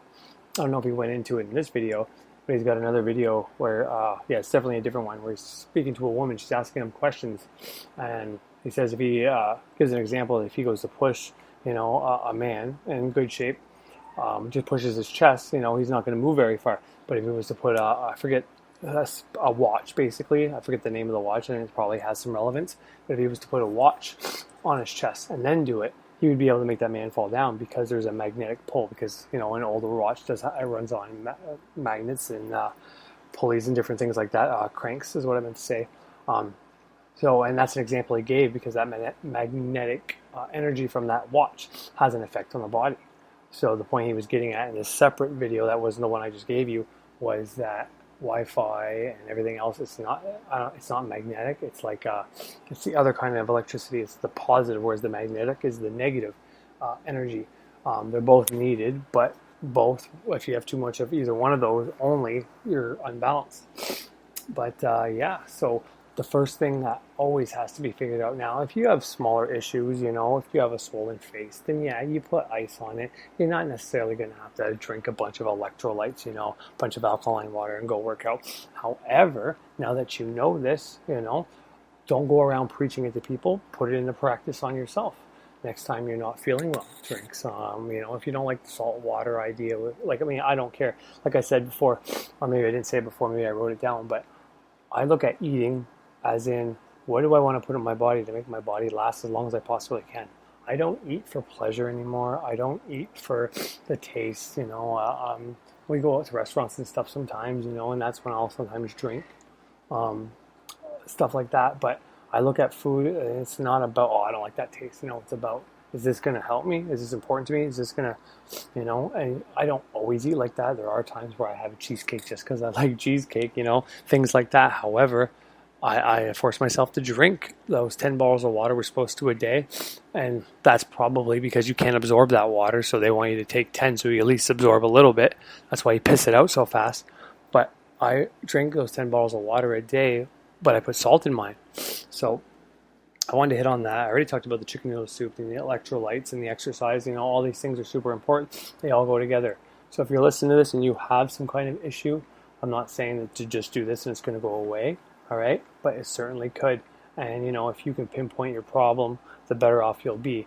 But now knowing that if you put a lot of electrolytes in your body, a lot of electricity in your body, a lot of alkaline foods and water in your body, and you add that to exercise, especially if you can figure out which exercises are actually going to benefit you the most, then, you know, you won't be having this issue, you know. I mean, you have the best chance, you know. You add that to whatever you're doing with your doctor or medications and shit like that, and you're going to be unstoppable.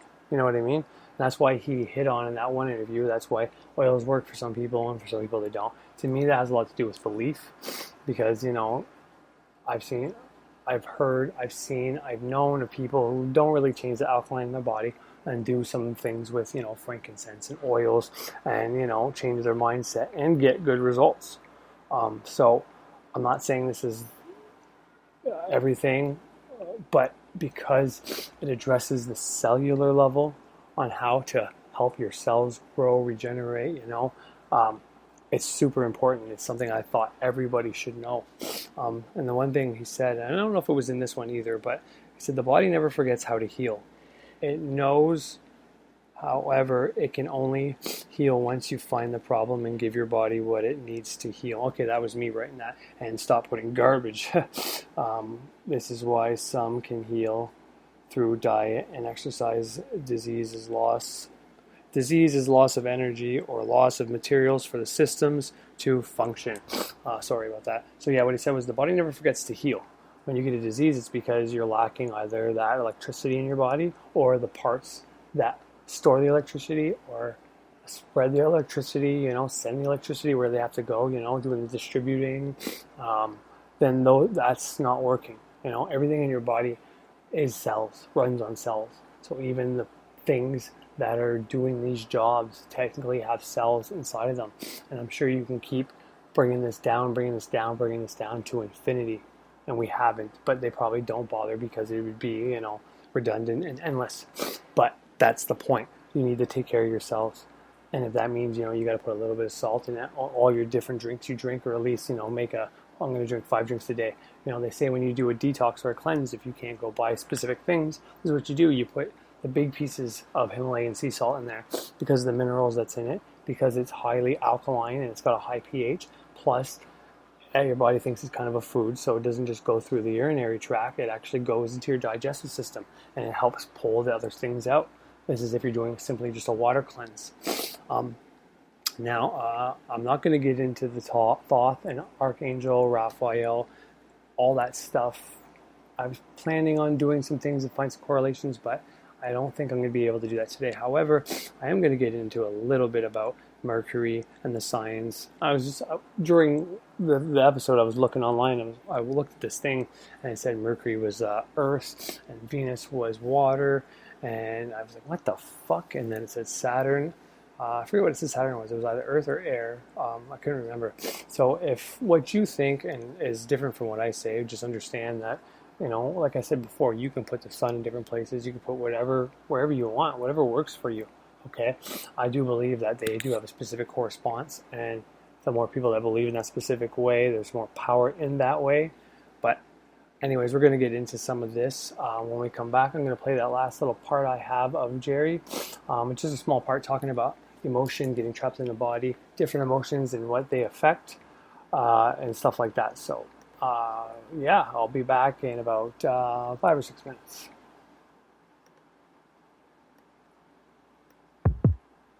This is gospel for the fallen ones, locked away in permanent slumber, assembling their philosophies from pieces of broken memories. Oh, oh, oh, oh, oh, oh. The gnashing teeth and criminal tongues conspire against the odds, but they haven't seen the best of us yet.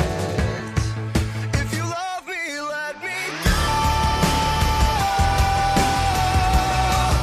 If you love me, let me go.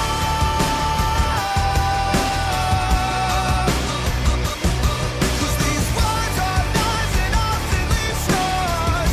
The fear of falling apart. Truth be told, I never was yours. The fear of falling apart.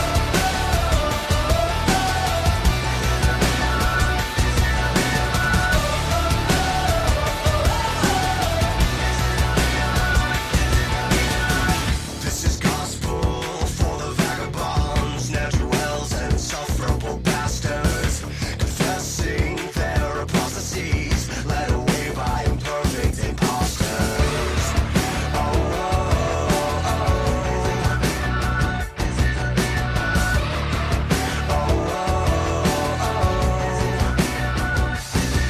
Don't try to sleep through the end of the world and bury me alive, 'cause I won't give up without a fight.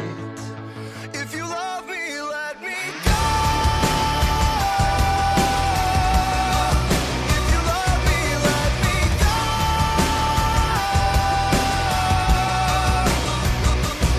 'Cause these words are knives and often leave scars.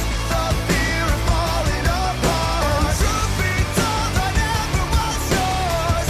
The fear of falling apart. The fear of falling apart.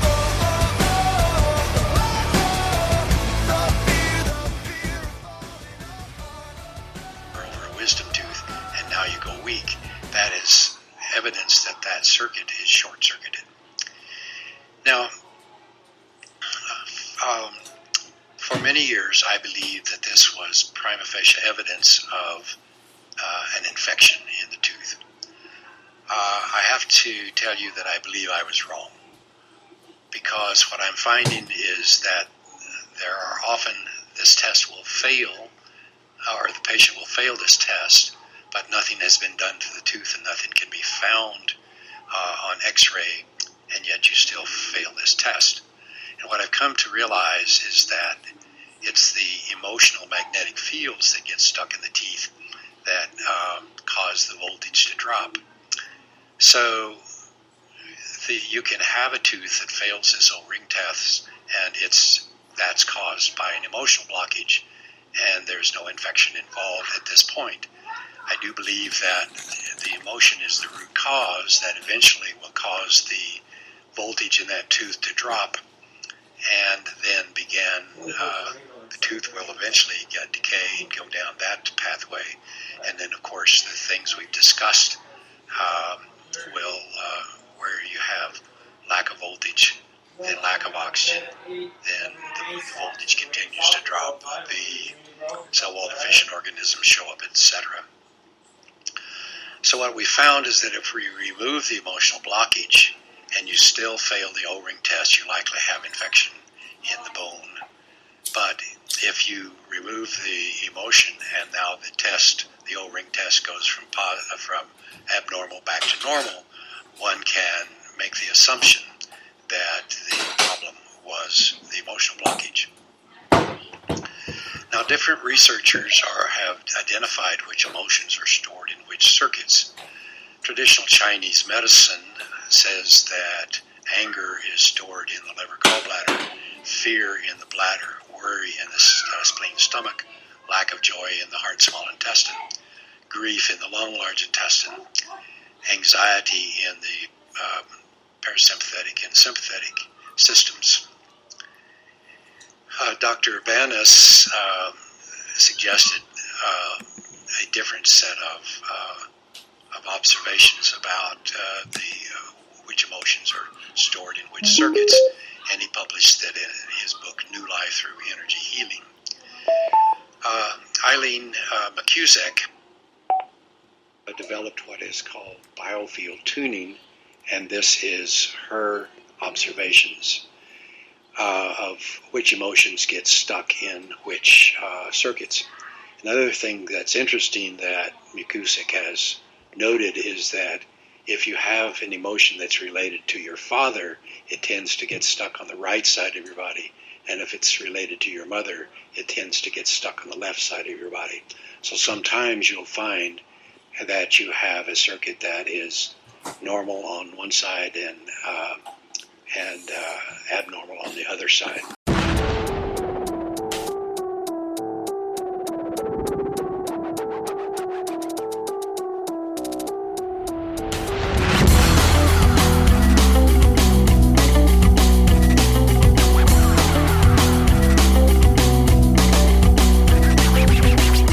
Memories consume, like opening the wounds. I'm picking me apart again. You all assume I'm safe here in my room, unless I try to start again. I don't want to be the one the battles always choose, 'cause inside I realize that I'm the one confused. I don't know what's worth fighting for, or why I have to scream. I don't know why I instigate and say what I don't mean. I don't know how I got this way. I know it's not alright, so I'm breaking the habits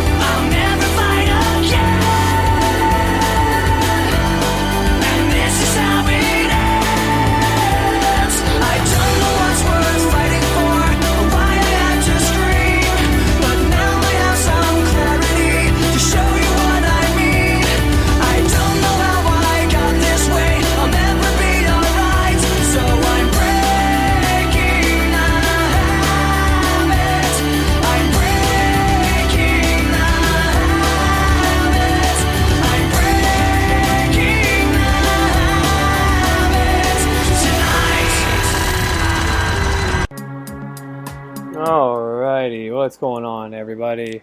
I am back, but although briefly. So, like I said, I was going to get into some correspondences between, Mercury, Thoth, Archangel Raphael, because it has to do with healing. And, it's going to be kind of implied, like I've already kind of said, how Mercury holds the caduceus. Thoth and Hermes has been seen to see that. Same with Archangel Raphael, which, Archangel Raphael is an orange. He's, the one that's necessarily in the east. Between yellow and red would be orange, so it's kind of between fire and air. That, take that as you want, basically. But yeah, so like I said, Mercury, I've seen things saying it's Earth a few times now, and it confused the fuck out of me. But, Mercury to me has always been air. You look at the correspondences, all the signs, the zodiac signs for air that are air is Libra, Gemini, and I believe Aquarius. I always thought Aquarius was water because of the whole aqua thing, but Pisces, the one after it, actually is water. And water, Scorpio, Cancer, and Pisces, right? Scorpio, once again, like I said, the snake is the second transformation thing that happens to Scorpio when people embrace their Scorpio in their chart. If they want to become the healer, they got to get to the part of the snake, basically. And I just kind of wanted to, throw an idea out there, anyways, because he talks about the emotions getting trapped in the body. I don't know if I left the clip play long enough, but I know in that same one, and this is all clips where you can actually see visualizations and different things. Like, he gets pretty in depth and shows you slides and all that. But there's a girl, I think the girl who does the tuning fork and maybe the acupuncture, she realized that, if there's emotional blocks from your father, it's generally, I want to say, on your right side, and emotional blocks from your mother, the pain and the affected regions are on the left side. Because, left woman, negative, man plus positive, right? Kind of funny. Water being, the emotional block. It could be, it's basically like water, I guess. Emotions, the moon, the subconscious, it's always been, water. It's always been the element of water, basically. But being that, the zodiac sign Cancer is a water sign, and being that if your emotions can get emotional blocks trapped in your body, technically can stop you from, having good cell growth where it can actually form into a disease. I just find it funny how, the words they choose to pick for this kind of thing. Being that Cancer is a zodiac sign for the crab, and yet they called the disease that probably kills the most people on the planet, or at least, there are places in the world where cancer doesn't exist. Greg Braden says that often. But, that being said, I just find it funny, the wording. And, we all know Jesus was a Pisces. He was all about emotions, and, but anyways, so yeah, your air, your Gemini, that's your lungs, right? And this is stuff you could do on your own. You could look at the signs and the zodiac signs for for air, and see the parts of the body and different things like that. And sorry, I'm losing my train of thought. I had things written down, I can't find it. I was going to get into Saturn, how it's 98% nitrogen, 3% helium, and 1% some other stuff and all that. But as I'm thinking about it, it's pretty irrelevant. But anyways, Saturn, the Sun, Mercury, to me, those are the air ones. Now, you're going to find some other things out there that say differently. But to me, those are the ones I generally use for up there. For down for water, it's Moon, it's Jupiter. Yeah, I believe air is the only one with 3, and I think that might be why sometimes they say Mercury is Earth and all that, and maybe that's why Saturn is Earth. So that's all up to you. But the last thing the notion I do want to punt is getting your emotional blocks, removing that. That all comes into play with that programming, removing programming, forgiving people for the shit they've done to you, and you're not forgetting in the sense of oh, that was okay what they did to you. No, that's not what this is. You forgive to let go, so you don't carry this shit around, so it doesn't affect you, it doesn't harm you, it doesn't create any disease in your body, This is why you're forgiving them. You're letting go. You're saying, you know what? It is what it is. There's nothing I can do about it now. I can dwell on it, hate you for the rest of my life, but that ain't gonna do fucking much. Removing that emotion, getting that out of your body, unblocking yourself, that will help you if you do have anything like that in there. And adding some of the salts to your waters and eating the right foods with the high alkalines and doing the right exercises and all that 100% will also help you. Make sure you breathe. Like you said, you need the right oxygen. We need oxygen, and looking up breatharian and all the research on the yogis and how they breathe. In some of the books I already offered, I think it's Sorcerer's Secrets. He goes into all these different breaths, and it's pretty amazing, and they're pretty good. Anytime I'm feeling shitty, that's what I do. I start with a simple four-fold breath, and then I move it up to as much as I can, probably 8 every time. 8 hold in, 8 exhale, 8 nothing, you know what I mean? And then I start holding my breath as long as I can, bring it inside. Sometimes I'll mix a visualization in there, seeing, the breath I pull in, I see a white light or a gold light coming in and going to the affected area, and I'll turn it up sometimes and make it little snakes, this and that and the other thing. But anyways, make sure your water and your air is very important for healing. I mean, that's what they're telling us, with Scorpio, with the snakes, with the Caduceus, with Mercury, with Thoth, with Archangel Raphael. They're trying to tell us that, you also need fire, you also need earth, but mostly when it comes to healing, these are the things you're going to want to take a look at. But I'm not going to say too much more because I don't want to take away from all the great shit that you just learned from Jerry Tennant. Take care of your cells. As above, so below. If you take care of your cells, you're not going to have to worry about anything else. You know what I mean? Those cells have a consciousness. They know what to do. So your job is to just find out what they need and give it to them. And just keep giving it to them. Anyways, that's enough for today. Hope you enjoyed the show. And yeah, I'll see you next time. Have a great one. Make sure you check out the shows on Ceremonial Witchcraft and the rest of them on this channel as well. Have a great day.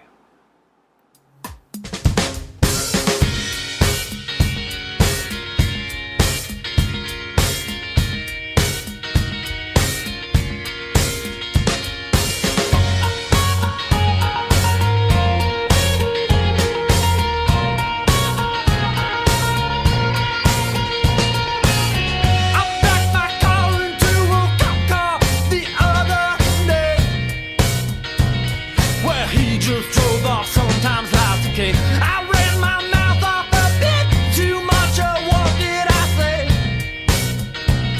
Well, you just laughed it off, it was all okay.